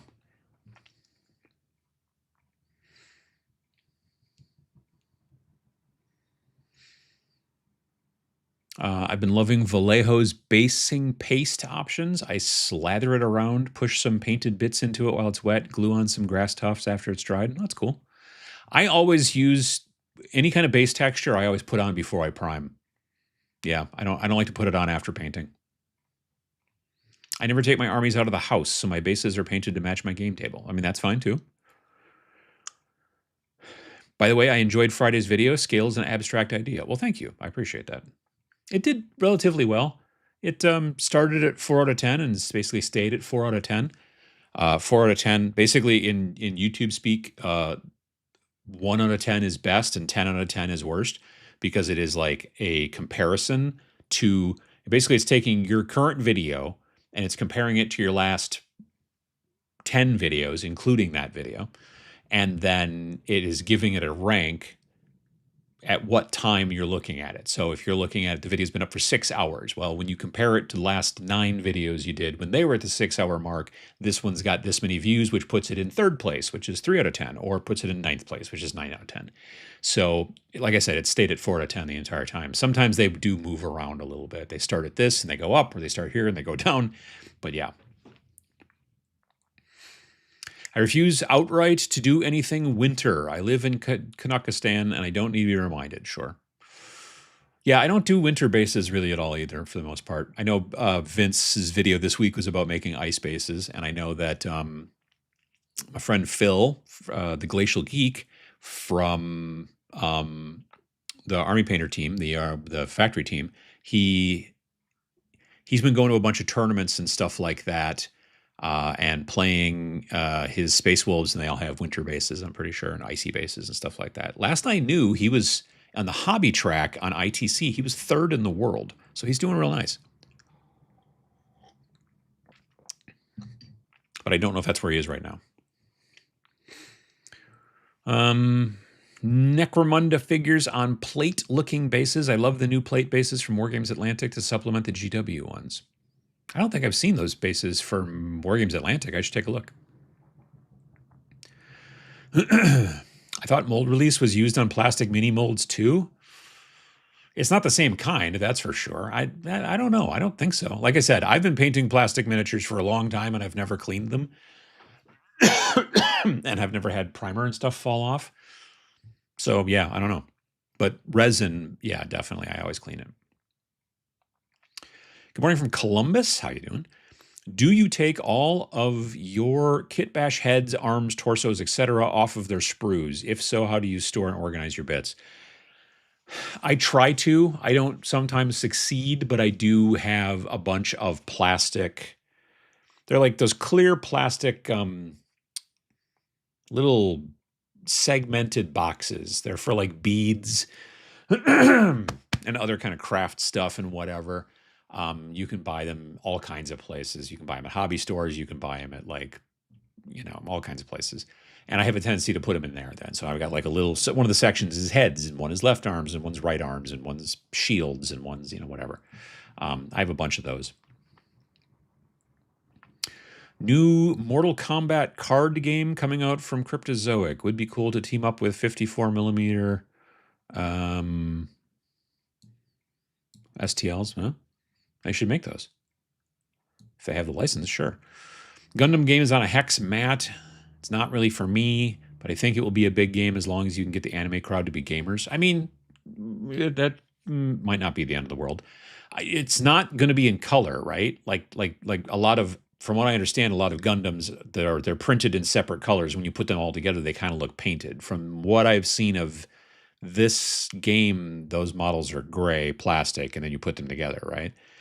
That right there might be a problem for just the straight anime fans because they're fine putting together a model but not having to paint it. But if they're like, well, now I got to paint it, otherwise everyone's gray, I could see that being a problem. I think it's Scary. Could be. It makes sense. I have no problem playing on hex maps because it makes terrain and cover issues simple. Some abstraction is good and often necessary. Yeah, I can't stand hex maps. I don't want to play on them at all. I just, I want things to look more immersive to me. What is StarQuest? StarQuest, dun dun dun dun dun. I just made a video about it recently, as a matter of fact, but one-page rules. So one-page rule, God. I shouldn't do these early in the morning, evidently. I don't know. One-page rules button is it's a great gaming system. You can play sci-fi, you can play fantasy, et cetera, et cetera. But so they have Grimdark Future, which is their army scale sci-fi game. So it's, let's say, the closest thing is maybe something 40K adjacent, or Age of Fantasy is closer to something like Age of Sigmar. But if you go down here, they've got Grimdark Future StarQuest, and what that is, click. There we go, thank you. StarQuest is a game that you can play with 1 to 4 players, which means you can play it solo if you want to. And it's a skirmish game, so you don't need an entire army necessarily, right? And basically, it's all free. So you download the rules, which if you go down here, let's switch to English. Really, all you really need are the beginner's guide and the core rules. And I'm not even 100% sure you need the core rules. The beginner's guide is technically the slightly beefier version of the core rules. It's kind of weird. But you just need to download those, and then you build your forces and stuff over here on the Army Forge thing. And you basically set up, if you're like playing by yourself, let's say, you can set up 2 to 4 heroes, and you can build them, and then, all kinds of stuff like that here in the system. You go through and you go, okay, well, I'm playing StarQuest, and I decide, and so I've already put in here mine. I've got Commander Mustache and Sneaky Pete and Killer Croc. So you can go in and, let's see, when we create a new hero, you go into here and you decide what faction they're going to be part of. So Battle Brothers are basically regular old Space Marines, whereas Prime Brothers are more like Primaris Marines. You got Dwarfs, you got the Blessed Sisters, Custodian Brothers. There's a lot of these in here that you can go, oh, I can use my 40K models for these. That's fine. But there's also stuff that's not in there. You've got the Ratmen clans. There's no Skaven in 40K. There's the Jackals or something like that. But the Jackals are kind of, some people say, oh, the Jackals are basically those guys that hang around with Tau all the time that I can't think of their name now. Anyway, they kind of look like bird dudes, whatever. But you go through and you pick and decide what you're going to do. Let's say you're going to go, oh, goblins. You can do goblins. That's fun. Havoc Brothers are basically the chaos, stuff. Infected colonies. Well, you got all kinds of things. Human Inquisition, Human Defense Force. So you go, okay, Human Defense Force. I want to build a Human Defense Force guy. You create your hero, and you give him a name, and you pick a type, whether it's going to be a company leader, an aspiring company leader, or a storm leader. So you go, okay, well, it's going to be a company leader, and then it says, okay, well, what class? Berserker, Biomancer, Commander, Guardian. So you get all these choices here. You go, oh, my guy's going to be psychic. He's going to be cool. Okay, cool. So you pick that, and then boom, it fills out all this information for you. Now, you can go through and go, well, you know what? I wanted to have a shotgun. Psychic with a shotgun. That's what I want. And also this and that. And you pick all this stuff, and then it gives you the stats. And you also put in a bunch of basically models that you're going to fight against. You have to have like an enemy force, right? So you have a bunch of, I don't know, whatever. And then you go through and you say, here's a bunch of models I have. And then it basically allows you, it doesn't play the game for you, but it will tell you, okay, in wave 1, get 6 of these guys from your force and then put them on the board. And then there's rules about how you play against them and stuff like that. And you track your wounds and your like, oh, my guy's poisoned, and you try, and it's a really cool system, and allows you to play solo games and also co-op games with your friends, and keep track of things really quickly. But it's you just use a phone or a laptop or an iPad or whatever you want. It's very cool, and like I said, all of this is free. They do sell like fancier narrative campaigns for like $5 or $6 or whatever like that, but you could just play normal and play for free, and it's very cool. So that's what StarQuest is. But I also made a Why I Like It video a couple of weeks ago, which you could also check. It's not super like in depth, but it's something to check out. I would definitely tell you to go download the free stuff from their website. I would tell you to go to the download the rules section, grab the core rules and the beginner's guide, and maybe the campaign builder if you're feeling sassy. But you really don't need the campaign builder until you at least understand these two other things, and they're not crazy difficult. Like the core rules is 2 pages. Yeah, core rules is 2 pages. And it is literally just like, these are some of the core rules. Whereas the beginner's guide is 20 pages. So it's actually the thing that tells you how to play. So it starts off and it tells you, there's the cover, yada, yada. General principles, scale conventions, modifiers. No, well, this guy can see that guy, and this guy's this far. So it's all the normal rules on how to play the game. But again, all this stuff is just free, so go check it out. Main screen. There we go. 2-part resin you can just go and prime without washing, as long as you use a good enamel primer. We always recommend Krylon or Rust-Oleum Automotive primers when I was with ArmorCast. See, I've always been told that, because I used to, I still have a whole lot of ArmorCast stuff, and I've always washed it before I prime it. Army Painter Rust FX paint is my go-to paint, but with lots of terrain, I might come up with my own batch recipe. I love the Rust FX paints from Army Painter. I think they're really great. I would say Gundam Assemble is more akin to Heroescape than Battletech. Are there going to be 3D plastic like hills and stuff like that? Because that's kind of the big part of Heroescape, right? The plastic hills, or is it just played on a regular mat? I haven't watched any mini wargaming in a few years now. Unfortunately, Bat Reps ain't nobody got time for that. The ones for that Luca and Scary have been doing for one-page rule stuff, they're generally half hour to 45 minutes. So I've watched some of them. Sometimes I'll just have them on in the background. Like if I'm doing something on this monitor that I don't have to be writing and coming up with words. I cannot listen to people talk while I'm trying to come up with words and writing. But if I'm doing like Photoshop stuff or Illustrator stuff or whatever, then I can be doing that over here, or 3D stuff. And then I'll have something running over here. And so sometimes I'll have one of those running in the background.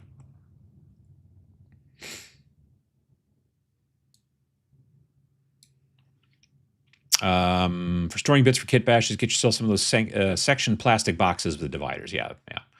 My son was interested in Heroescape when we had a look at it all, but the models are so freaking derpy looking, and they are weird looking models, I'm not going to lie. Gundam isn't a game for me, but it's always interesting to see, as it will be sold in the same places and potentially take up gamers' budgets. Sure.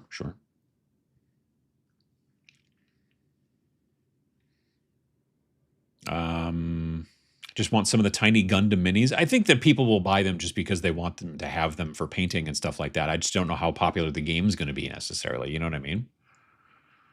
That's going to be the question, isn't it?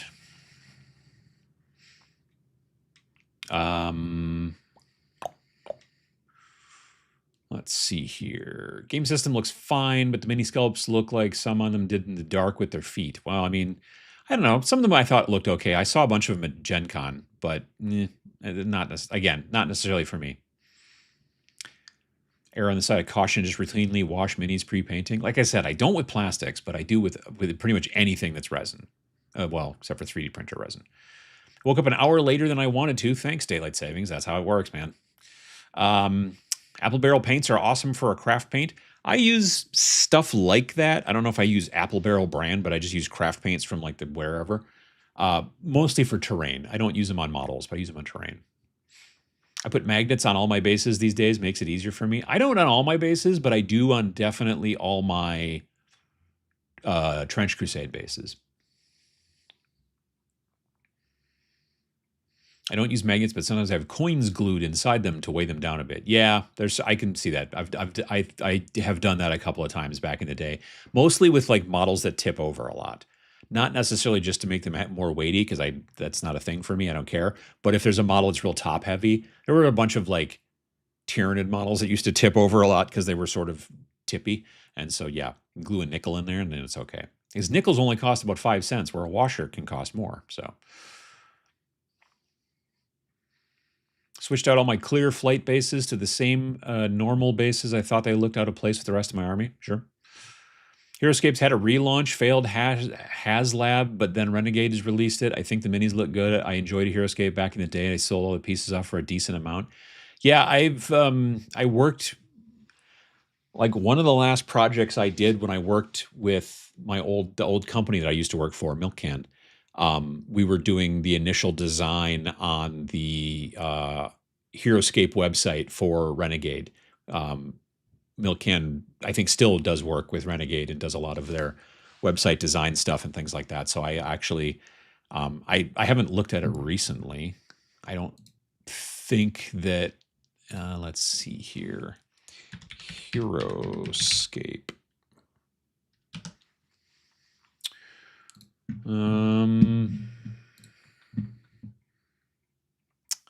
Yeah, they really, they're really into making it so that there's this giant block of garbage above when you go to the website. So I've gone to the HeroScape website, but there's all this stuff up here, and I'm like, but okay, cool. Close. None of this looks like. No, they've redesigned since. Oof, that's rough. They use a system, not Big Cartel, but Bit Cartel or something like that, and it's just a rough system to work with it and things like that. Let's see, did Axis and Allies? Yeah, this I designed. They haven't changed this. Like I didn't do the bottom part because that's just a standard, and I didn't do the top part, but the middle bit, this was all stuff that I designed. Yeah. Power Ranger, My Little Pony. I wonder if they still got the My Little Pony.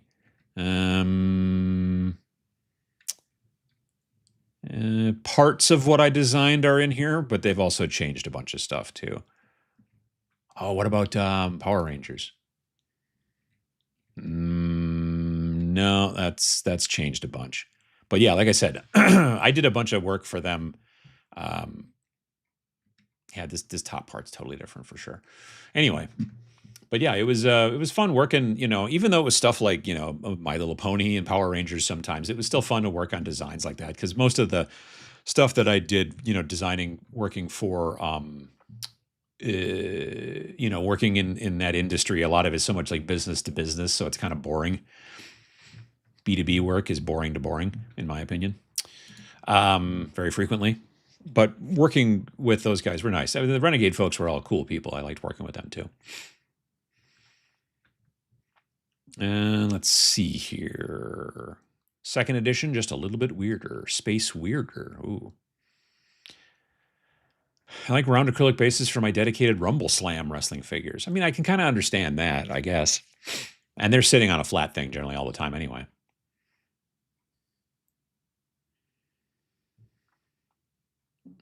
I like to have base textures that make some sense, although I'm not buying the same unit 10 times so that I can have the base to match any game. No. Morning from Phoenix, where we ignore the time change. Hello. I'm interested in that Void Fighters game that you can use any models you may have. I love the option of scratch building. Sure. Personally, I don't think the HeroScape looks bad, but not great. As a game, it was great to play with my young one to get him into the games. I mean, it's designed, I think, really it was designed for people who wanted to get into wargaming without building and painting and things like that. So yeah, there was definitely also a lot of focus on younger folks as well. Scale video was cool. Thank you. If Hasbro wasn't, well, Hasbro, I'd have considered getting the upcoming G.I. Joe HeroScape game. Sure, I get that.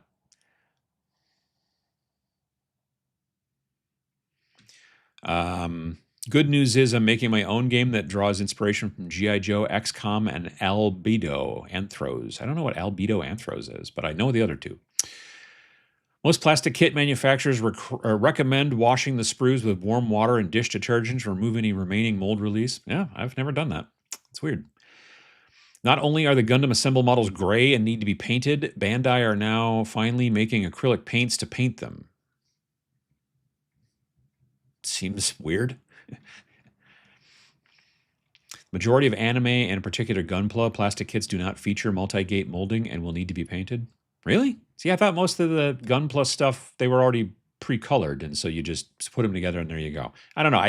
I've never been into that stuff much, frankly. Like I bought, when we did our game, our micro game back in November, Chrome Rangers, like you can use Gundam to do Chrome Rangers because it's a 28 millimeter scale mech game. So it's designed to be like, instead of mech games like where they're Battletech, where your dudes are this big, like your mechs are 5 to 8 inches tall.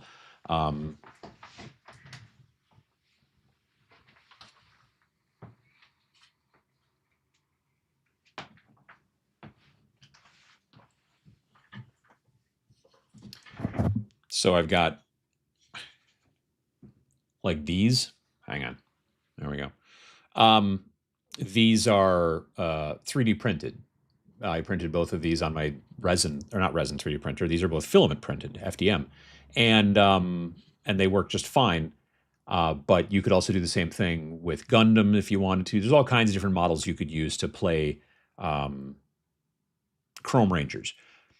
But I bought 2 kits. I bought 2 of those 30-minute missions kits, and I still haven't built them because I'm just like, I don't know. I should. I really should sit down and build them, but I haven't. So, but I think it's partially because I'm just not in. I'm not into anime. I'm not into Gundam. I'm just not into much of any of that stuff.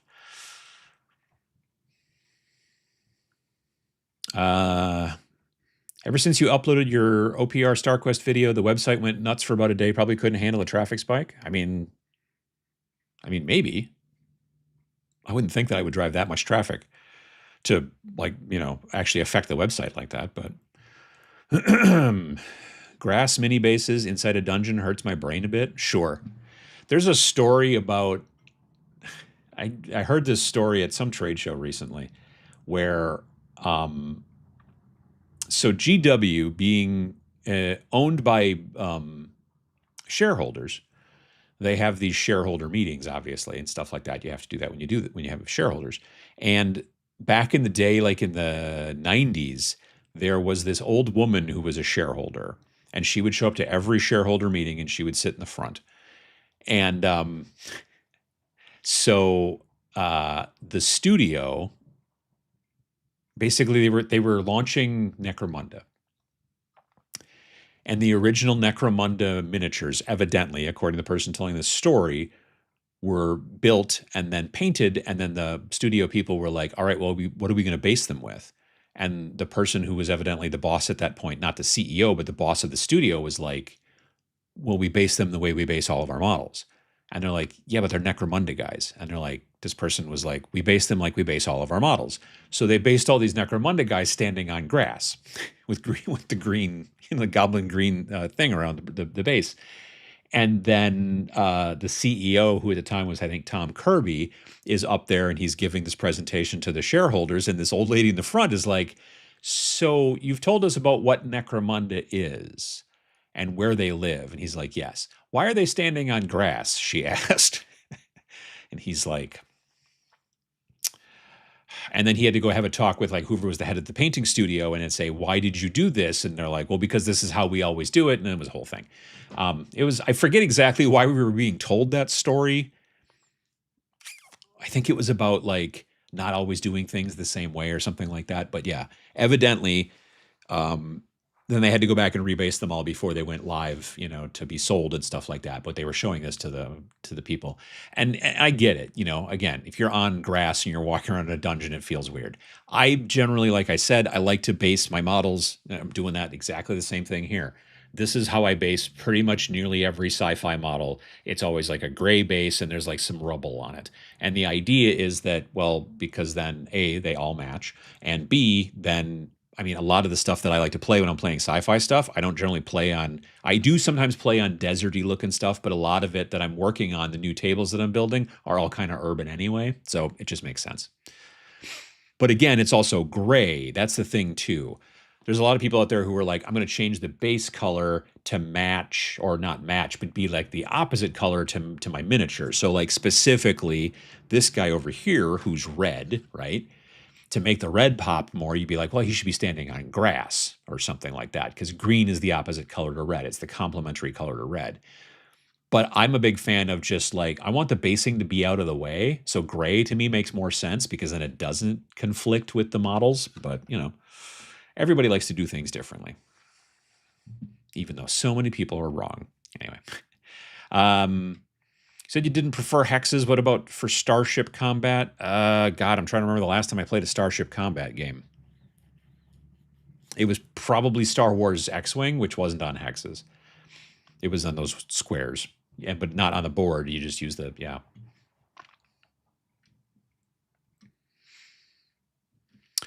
Ratlings in 40K? I mean, yeah, but they're not a whole faction, though. There are some Ratlings, but aren't they part of Imperial Guard, aren't they? Rattling snipers? Kroot. I'm like, I could not remember that word. Yeah. I got used to hex maps with the, Shatterpoint terrain works fine for 40K. The doors are tall enough for Space Marine to walk through without ducking. Yeah, I can see that. There are no Ratmen in 40K. That's what the Inquisition wants you to believe. Well, I do what they tell me. I played traditional BattleTech on hexes and Dark Age click-based games. Personally, I just play the games as designed, but homebrewed folks allows folks to experiment. Like I said, I play Alpha Strike. Me and my friend Eric played Alpha Strike a couple weeks back, but we don't play it on hexes. We play it on just regular, Psyker with a Shotgun was a Rutger Hauer thingamajig film. I mean, no, his was I think Hobo with a Shotgun was the name of that film, but yeah. Thanks to the StarQuest description. I'll definitely check it out. It's a really great game. It's very cool. And you can play it in, like a big long kind of campaign if you want to, and then your guys get like your heroes get like more skills and better stats and like pick up new like weapons and things like that and whatever as you go along. It's like, geez, I'm really getting white over here, but it's actually just the sun. But I am getting white over there too. Forgot to like the stream. Depressmentation of the like button has now been performed. I appreciate it. Thank you very much. Heck-based map games were all that many of us had available back in the day. Sure.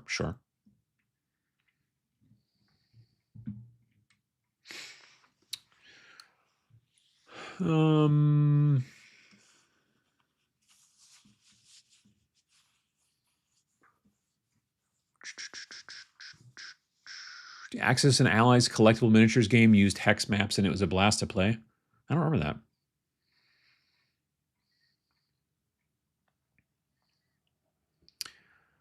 Let's see here. Currently kit bashing ghouls for the undead Oathmark army I'm building. It's also going to be plundered for minis to use as death wizards. Nice. People wanting the minis is probably why the Gundam Assemble basic set and deluxe set have no minis in common. Oh, sure. Yeah, they're going to definitely do that. One of the designers of the Gundam Assemble is Justin Gary. Magic the Gathering pro and designer of some great games. Well, that's cool. Gundam Assemble has really reminded me how much I like Heavy Gear mechs and how much absolutely nobody around me is interested in any version of Heavy Gear. I liked the video game. I played Heavy Gear 1 and 2 on the PC. Speaking of stripping minis, I'm looking at painting my unmatched minis. They come washed and I assume varnished coated. Should I just prime over it? Yeah, I wouldn't bother trying to strip it. Gundam game reminds me of old BattleTech rules with hex boards and levels. Yeah. Gundam Assemble is probably a decent game, but it's not a full war game. It's an entry level game. That could be. It could be. I'm just thinking there's so many Gundam that would be perfect for the abundance of third-party mech games that are out there. Just stick to your favorite rule set and a Gundam to it, and you're ready to go. I mean, like I said, Chrome Rangers that's kind of what we were looking at. You can use Gundam, or you can 3D print stuff, or scratch build if you want to. There's all kinds of things. I built 30 models for a Southern Force of Heavy Gear, and yeah, I can't fool my buddies to give it a try. Well, I worked on BBS software in the early 90s called Renegade BBS. I vaguely remember that. Do you remember how you painted your OCR Bone Reapers? I bought some and remembered yours didn't look so cartoonish. Oh gosh. Yeah. Well, so okay. The thing about my OCR Bone Reapers too is they were already painted, and I either just upgraded them or I bet you I just painted over them, but I don't remember now. I think I did just paint over them and then start over. I know I didn't strip them, but they already did have a paint job, but I think I just primed over them. But yeah, that was a long time ago. I don't remember that. I don't really remember how I did it. I know I changed up the colors because the ones that I bought that were painted, they were definitely like the weapons and stuff like that were more of a green glow kind of a thing, and I wanted to go with more of a warmer kind of orangey glow. But the bone colors were mainly bone colored stuff. Yeah. Gundam Assemble has seemingly basic terrain pieces to just make high ground and low ground, nothing really in between, no real terrain pieces. Probably been addressed before, but will Game 4 ever make a return? Not that I know of, no.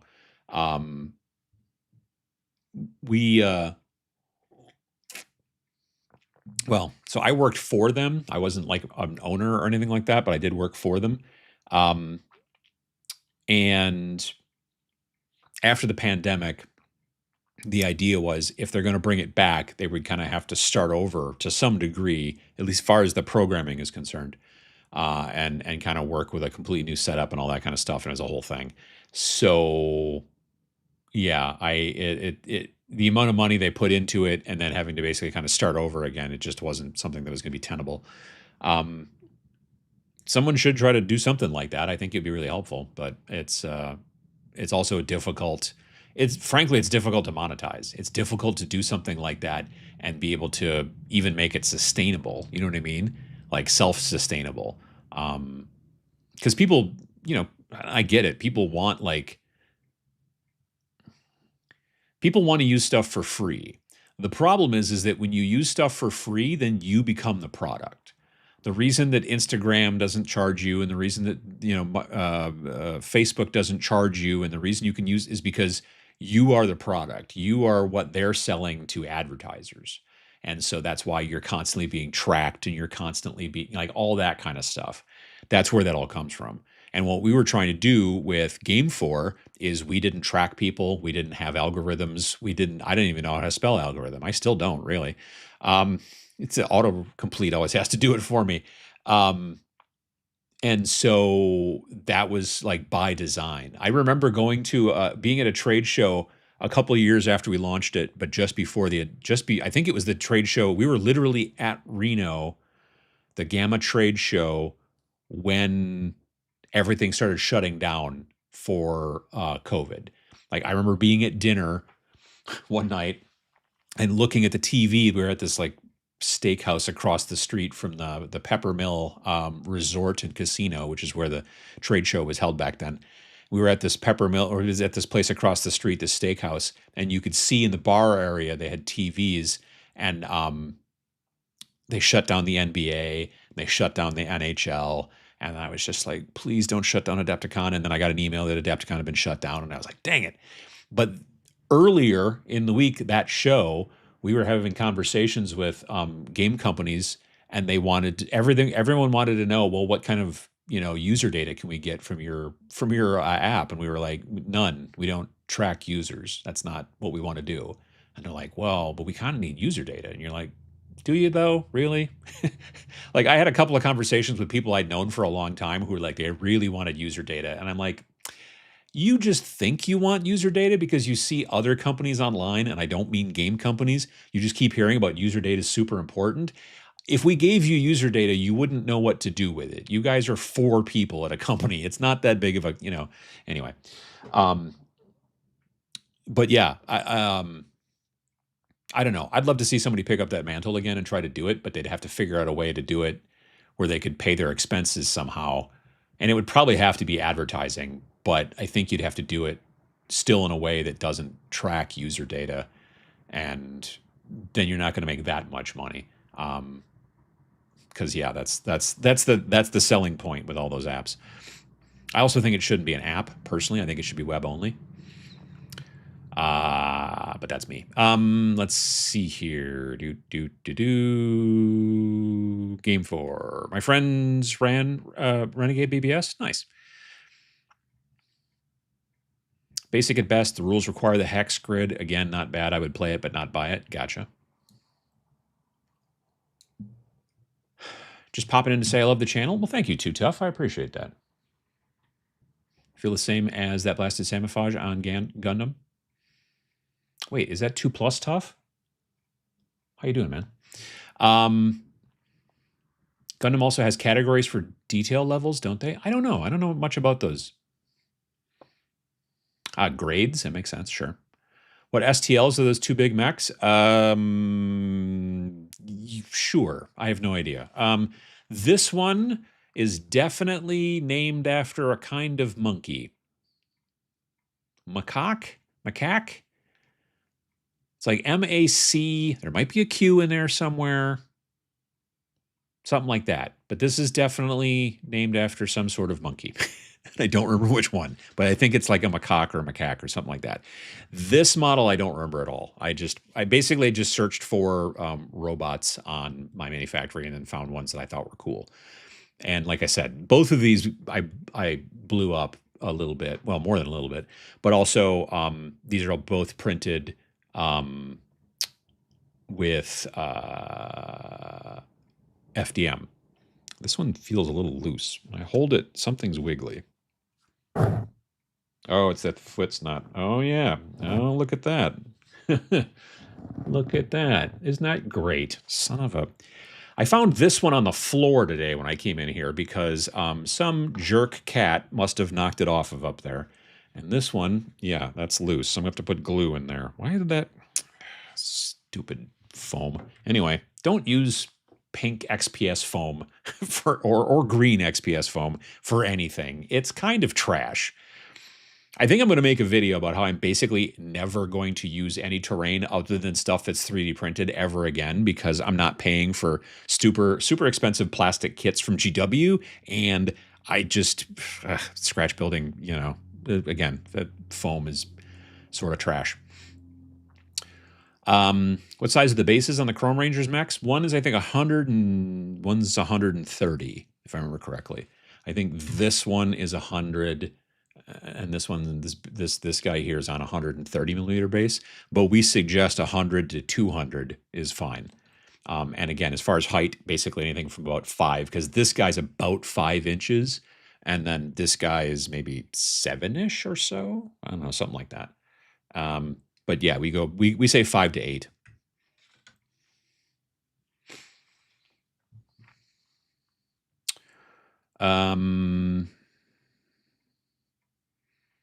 Albedo was a cool comic-based idea for a couple of RPG game systems for those who like animal people. Oh, excuse me.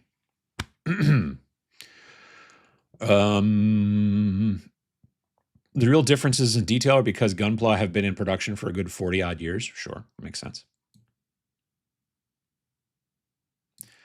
Goblin Green Necromunda bases were like fingernails on a chalkboard to me. Yeah, I can totally understand it. Yeah.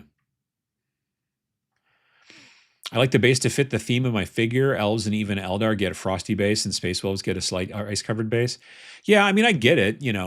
For me, because I have a tendency to play a lot of miniature agnostic stuff, and I slide so many different pieces around and grab guys from this thing and this project and put them all together to do this thing. That's why I like to have my bases mostly match.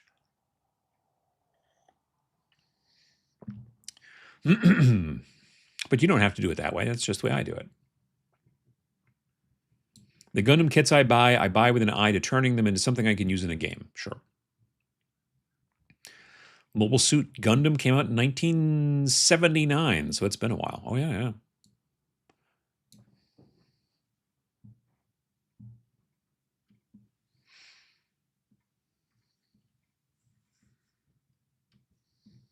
As Vince likes to say, you can put any base rim color you want on a model as long as it's black. I agree with the black part, but I believe that if you want, you can use whatever color you want. I'm just saying I'm only ever going to use black. That's all I ever use for my race rims. But, I'm not going to tell you you have to. I'm going to think it, but I'm not going to tell you.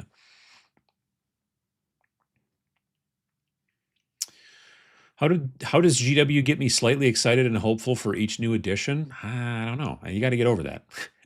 I hear the starter is Orcs versus Blood Angels, and so to quote NSNL Jeopardy Sean Connery, I'd buy a dozen. Yeah, I feel, haven't they done that already? I feel like they've done that already.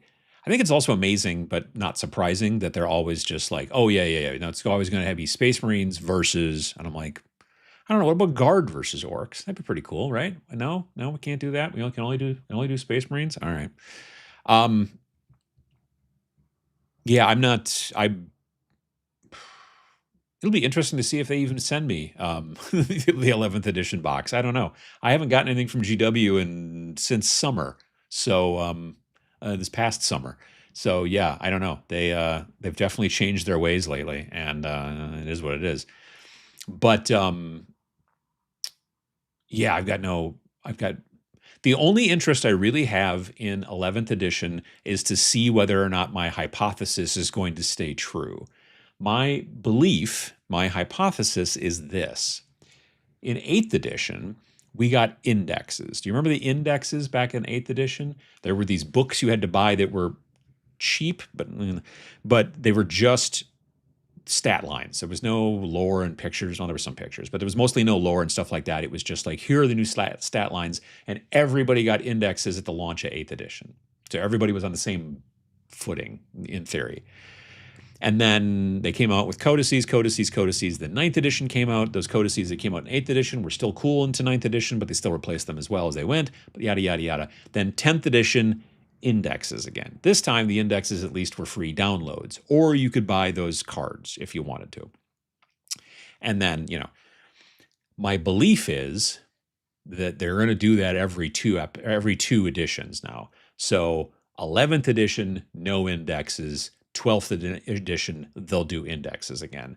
So every other from now on will be a complete rip off the Band-Aid. You have to buy all new books again. Every single time from now on. That's what I think they're going to do. And I think they're doing it now with Age of Sigmar as well. Meaning Age of Sigmar in 4th edition was the first time they ever just did indexes and said, yep, everything's starting over again. And I think they'll do it again at 6th edition. So the main thing I'm looking for in 11th edition is whether they decide to do indexes. Because if they do, then I'm thinking, okay, they're going to just start doing indexes every edition, which would also be something that I could see them doing, but I think that they're going to do it every other. I just think it's what's going to happen. I'm as old as Gundam and Svengoolie being on TV. Ooh. I hate daylight savings time or whatever it is called. Yeah, I get you. Are the G.I. Joe role-playing game miniatures the same as the G.I. Joe Hero Skate miniatures? Probably Hero Skate. Hero Skate sounds fun. That'd be cool. G.I. Joe guys on roller skates. Are they the same scale? I have no idea. I've not heard of either of those things. Still hoping there are secret plans for an anniversary-style re-release of Space Hulk. Yeah, I mean, the last edition of Space Hulk that they released was in, 2014 or 2015? Somewhere around there. It's been over 10 years. So I don't know what anniversary it would be, but man, it's been a while. I got Heavy Gear 1 for Christmas, and then by then the South had dominated the multiplayer to the point where it was useless and players were giving up. Oh yeah, I forgot about the multiplayer. That's right. They did have like an online tracking of what was going on. I just mainly played the single player because I liked it quite a bit. I'm hoping Gundam Assemble will be good to play with my 10-year-old. He's also into anime. Oh, sure. Yeah, it would make sense. G.I. Joe mini game with the main characters and a bunch of generic Cobra and Joe troops would print money. I don't know that it would. I don't know. Maybe. I think that a lot of licensing people, I think because there's a lot of companies obviously that do licensing and they print money until they don't, kind of. You know what I mean? Like Star Wars X-Wing was great, but then eventually they're like, well, we need to make more ships. And Star Wars was like, there are no more ships. Now, this is before all the TV shows. Like if Star Wars X-Wing could have just held on, they could have kept making ships from Akosha or Ahsoka or whatever she's called. The Acolyte, Mandalorian, Bad Batch, just all those different shows. They could have just kept, if they just could have held on until the shows really started picking up, they would have had more ships. But it got to the point, and this is what happened with the original Star Wars miniatures game, the pre-painted miniatures game that Wizards of the Coast did, if you remember that way back in the aughts. They got to the point where they were just like, we're out of stuff, like because they would make these sets that would be 60 models, and the sets would come out every quarter, and they ran through to they were like, oh yeah, no, this guy's from the Unlimited universe. It was in a book written by so and so, and he was mentioned on page 12, and so we've made a model of that guy. And you're like, no one knows who this person is. And so that's always the problem. Not only are you limited in what that property has already made, so if you want to keep making stuff, you get to a point where you run out of stuff to make, but also you're basically renting you're renting their fans. And so there's a constant cost. Star Wars X-Wing, every time they sold a model, they had to pay Disney. You know what I mean? Like that's just the way it works. Is so if you decide to go, oh, I think we should make a G.I. Joe game, that'd be awesome. Well, get ready to pay Hasbro. Every single time that you sell a model, you now have to also pay Hasbro.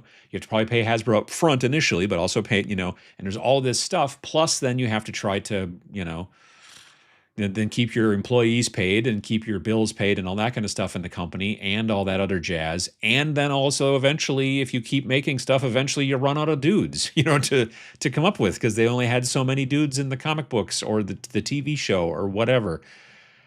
It's the same thing, it's going to be really interesting to see what they do with StarCraft, because StarCraft, there were 2 video games. There's StarCraft 1 and 2. Technically, there was also there was an expansion to the first one. Brood War, something like that, whatever it was called. But there's not that many units for them to make. You know what I mean? Unless they just get to start making things up from whole cloth, which very frequently the property owners, the intellectual property owners, don't want you to just make up a bunch of stuff under their name. They're like, no, it's my thing.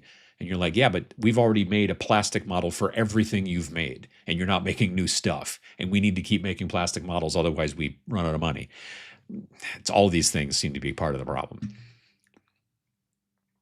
So that's why we're thinking about making a video, or not a video. We're thinking about making a podcast episode about why licensing doesn't seem to be a good idea.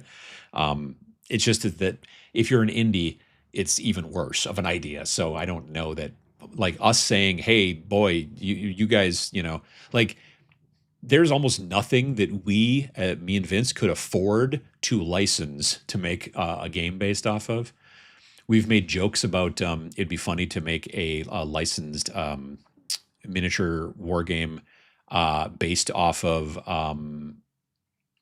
Hell Comes to Frogtown, which is a movie that had Roddy Piper in it, like back in the late 80s or early 90s. The problem is that it's most likely actually owned by Disney now, so that's going to be real expensive.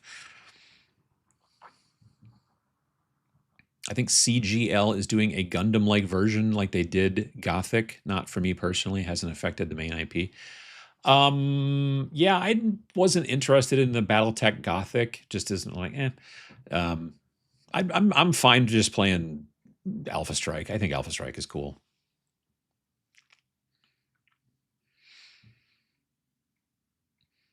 Anyone play the Armored Core mech games?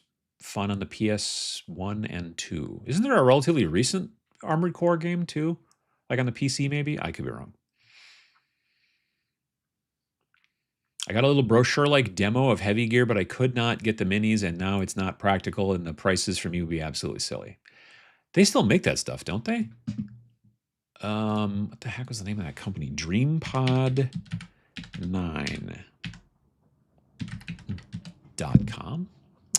Nope. DreamPod9.com is not a thing. Did they go to business? DreamPod9. Pod 9. Oh, it's DP9. That's okay. Well, there you go. There you go. Yeah, dp9.com, not DreamPod9. They should have probably tried to register both of those, but whatever. I mean, they got a news article here from February 14th, 2026. That's recent. I mean, this website doesn't look like it's recent. This website looks like it was made in the, oh gosh, I don't know when. Let's see here. Price increases announced because of the price of tin. Yeah, I get that. That makes sense because their models are all metal, I'm pretty sure. Yeah, it looks like you can still, I mean, like Heavy Gear Blitz, I think, is their big game. Right? And I think that's plastics, isn't it? I could be wrong.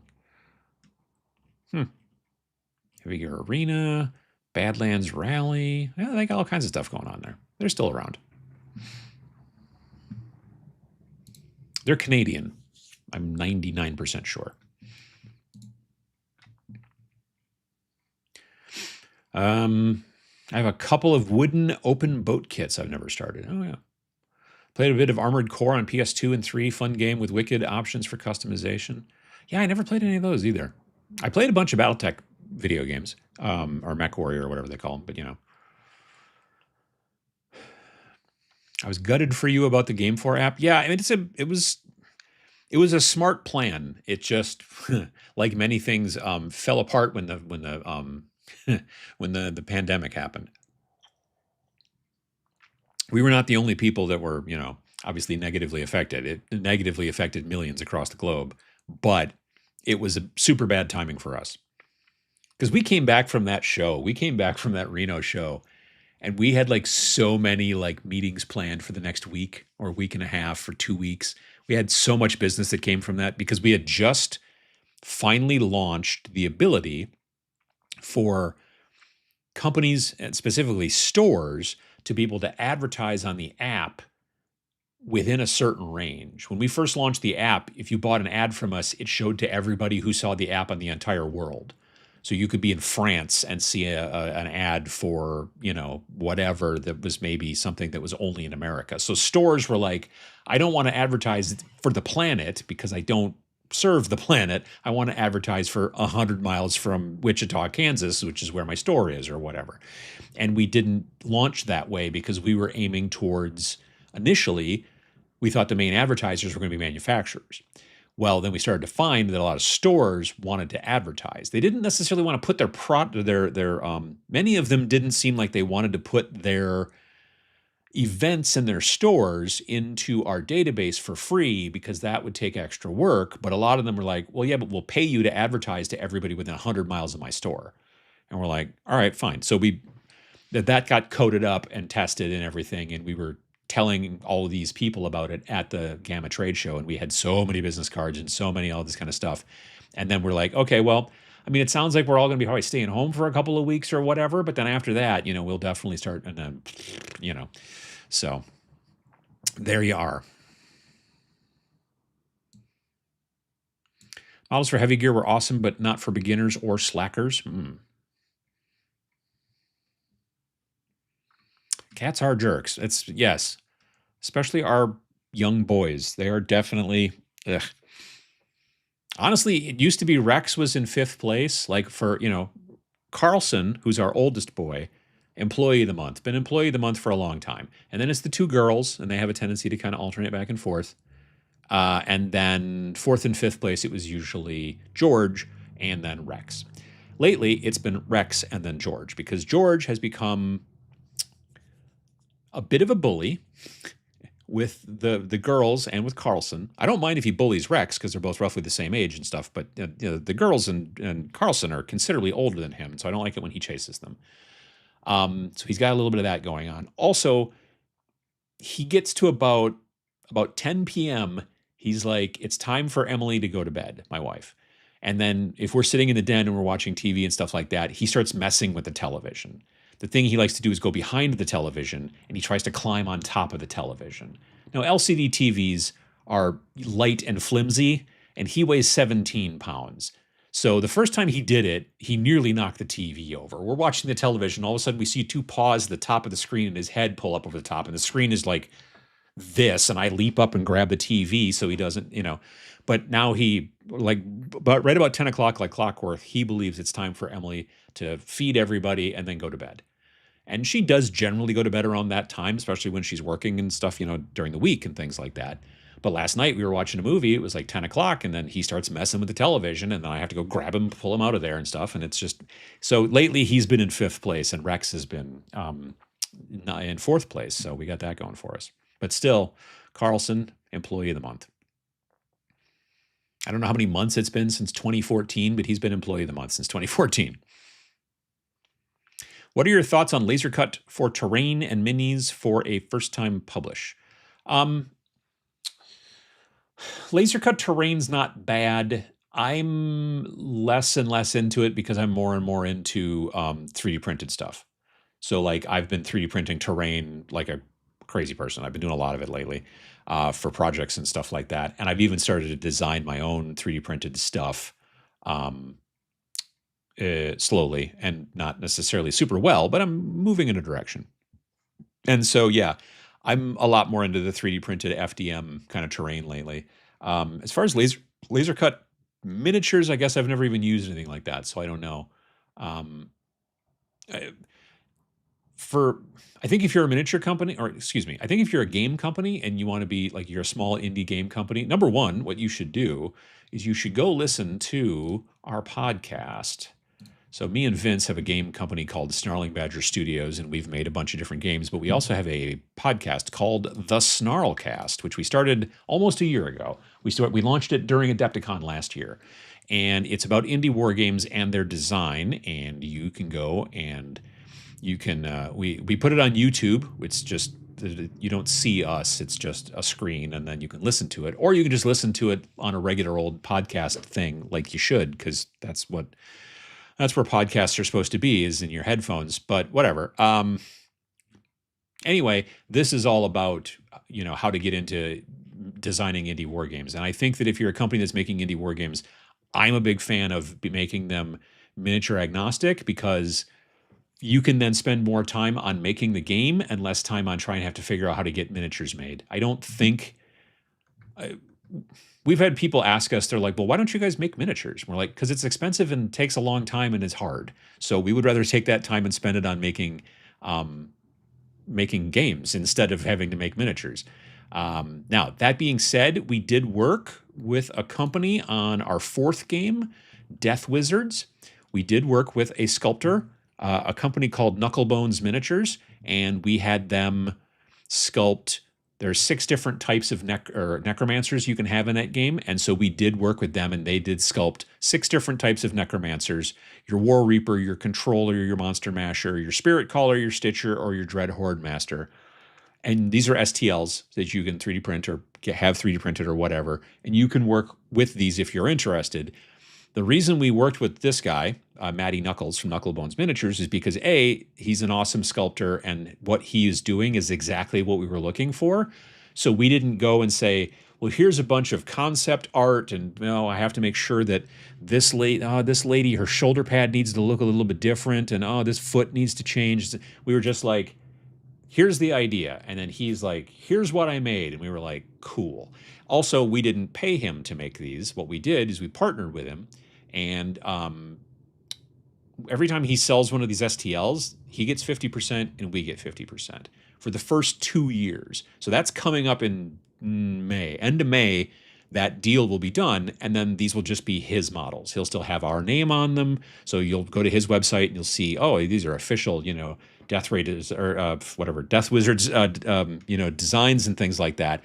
But you can also use like GW stuff. I've got Reaper stuff, GW stuff, all kinds of different things in there. Miniature agnostic's the way to go, because then you can spend your time working on the game and not have to worry about miniatures. I just think it's a smart move. So that's what I would tell you to do, and not do laser cut miniatures. Laser cut terrain, sure. I mean, that's fine. But honestly, I mean, shipping MDF all around the country or the world to people, it gets expensive as well. So these are all things like the benefit to me and Vince working with Wargame Vault, which is the company we work with here to do our games and things like that is that we upload the stuff to them, and then we don't really have to worry about it anymore. I don't have to go to the post office to mail things out. I don't have to, like they take care of so much of it. And sure, they take a percentage, obviously. They take 30%, but okay. Like since this game launched, since our last game launched, since every game that we've launched since 2021, since they've all launched, how many times have I gone to the post office? For the company? Never. I've gone to the post office maybe twice since then. So yeah, anyone who's getting into the concept or even is interested in getting into wargaming, I would tell them to work with Wargame Vault because they're great. They are great folks. And you can either just do straight PDFs, or you can also, and it takes a little bit more work, but you can upload it so that it can be printed books, and also PDFs. Like that's how we do ours. You have a watermarked PDF choice for $13, or you can have the PDF and the softcover black and white book for $20. You could also just buy the black and white book without the PDF for $20. We're not going to charge you extra for the PDF, but you might want both. So why not do it that way? The zines that we do, like Snarl and stuff like that, like this zine here, Snarl, this is the 2023 one. This is the first one we did. This is PDF only because they can't print this. They can't print the little staple booklet type of thing. And that's what this turns into if you print it out yourself, but you don't have to. But yeah, I would definitely tell you, and here's Death Wizards in the flesh as well. I would definitely tell you to work with them. I would definitely tell you to make rules. I would definitely tell you not to make your own miniatures, but there we go. I love using pink foam board for terrain. I just find it's so fragile and, it pulls and it's problematic. My cat, since he's crossed the Rainbow Bridge, had a long history of not really being a fan of my models. We eventually found a compromise where I made him an elevated perch to be my hobby manager. If I could get one of the cats or even any of the cats to hang out with me in the basement and be cool, that would be great. But it's never going to happen. So they just don't get to go in the basement. I'm working on an XCOM style tabletop minis game of my own. Lots of mini proxying going on. Mostly all the minis are for force representation. Yeah, we made a game kind of like in the same vein. We made a game called Majestic 13, which was kind of X-Files / XCOM sort of thing. And I like that game. I like that game a lot. It's a lot of fun. It was a lot of fun to design too, or the visual design, because I generally do more of that.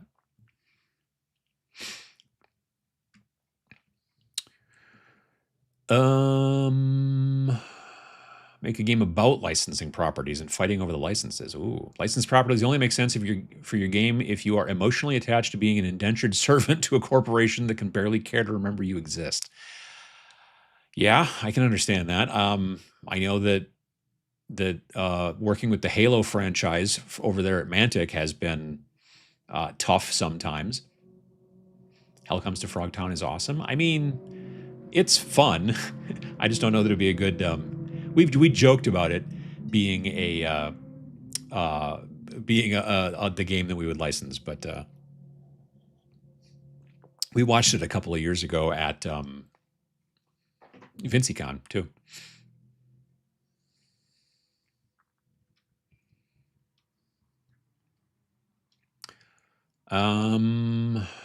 Let's see here. I'm way behind. Any idea what percentage the IP holder gets from the IP these? I don't know. No.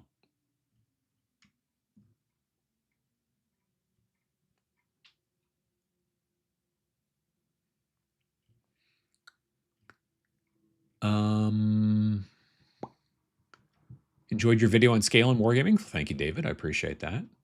I'm way behind here. Oh, there we go. Working on XCOM, Gundam grades, I like my bases within a unit to match, like a single kill team or a group of Skaven Night Runners. Sure. Oh, for sure. I have a set of Saturnine Termies with rusty red base rims with a Mars look. Okay. I'm a big fan of resin printing bases for specific to each force piles of skulls. Gotcha. Sanguine Publications did games for both Usagi Yojimbo and Albedo. Yeah. I'm familiar with vaguely with Usagi Yojimbo. He's that rabbit, like samurai guy, right? It's a comic. 2 weeks and 2 days. How you doing, Terrence? I heard that Space Marines outsell all other GWs combined. This is why they're always a starter. Yeah, I mean, you're not wrong. I mean, again, I get it. I just wish that they would, you're like, oh boy, the new starter's going to have Space Marines in it. What a surprise. Would you stop painting if full color 3D printing became good and cheap? No, I don't think so. I mean, I guess if it was a situation of you downloaded the STLs and then you could go through and colorize them yourself so they matched what you wanted, then maybe, and then you could print them and it was really easy and cheap and everything like that, maybe. But like, I don't know. I've seen the 3D, the full color 3D prints you can get right now from places like HeroForge.com and places like that, and they're kind of impressive, but they're just not for me. Took a friend who just loves the 40K lore more than me, but he even said the GW is crazy for those prices. Oh yeah, no, yeah. I use a dark version of the lightest color in my base, Black Rims Arso 2003. For example, if my bases are gray, I use really dark gray for the rim. Gotcha. Yeah, I'm just always Black Rims all day. I love it.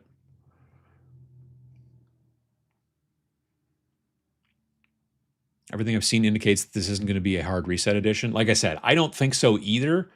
Like I said, I have a very strong suspicion it'll be every 2 editions. I think it'll be 12th is the next time they do that. They can have my 4th edition rulebook when they take it from my... Oh, never mind. In 3rd edition 40K, the indexes for every army was in the back of the rulebook. Everyone could play from the start. Well, think about the 2018 version of Kill Team. You bought the Kill Team box and it had all the armies in it. Well, not all. It had most of the armies in it. It didn't have Sisters of Battle, but technically they didn't have new plastics for Sisters out yet, so I get that. And there was like 1 or 2 other ones that they added later. But otherwise, you bought one book for $40 and it had everything you needed. And then they were like, well, crap, we can't do that again. So that's when the 2nd edition came out in 2021. And they were like, okay, hang on. You got to buy the book. You got to buy the compendium. They're separate books. Can't put it all in one book. And I'm like, didn't you just put it all in one book? And they're like, shush. You can't put it all in one book. And I'm like, right. GW wants your money. I mean, you're not wrong. GW hasn't done anything to earn my money. Well, see, there you go. Not sure why they don't have Space Hulk out all the time. I know. Oh my God, I know. I made a book. I made a video 10, 11 years ago about how they were stupid for not doing that. I also just realized I've been talking too long. It's 7 minutes after. So sorry about that. There's a lot of comments and I apologize. I talk too long about certain things and then not enough about other things.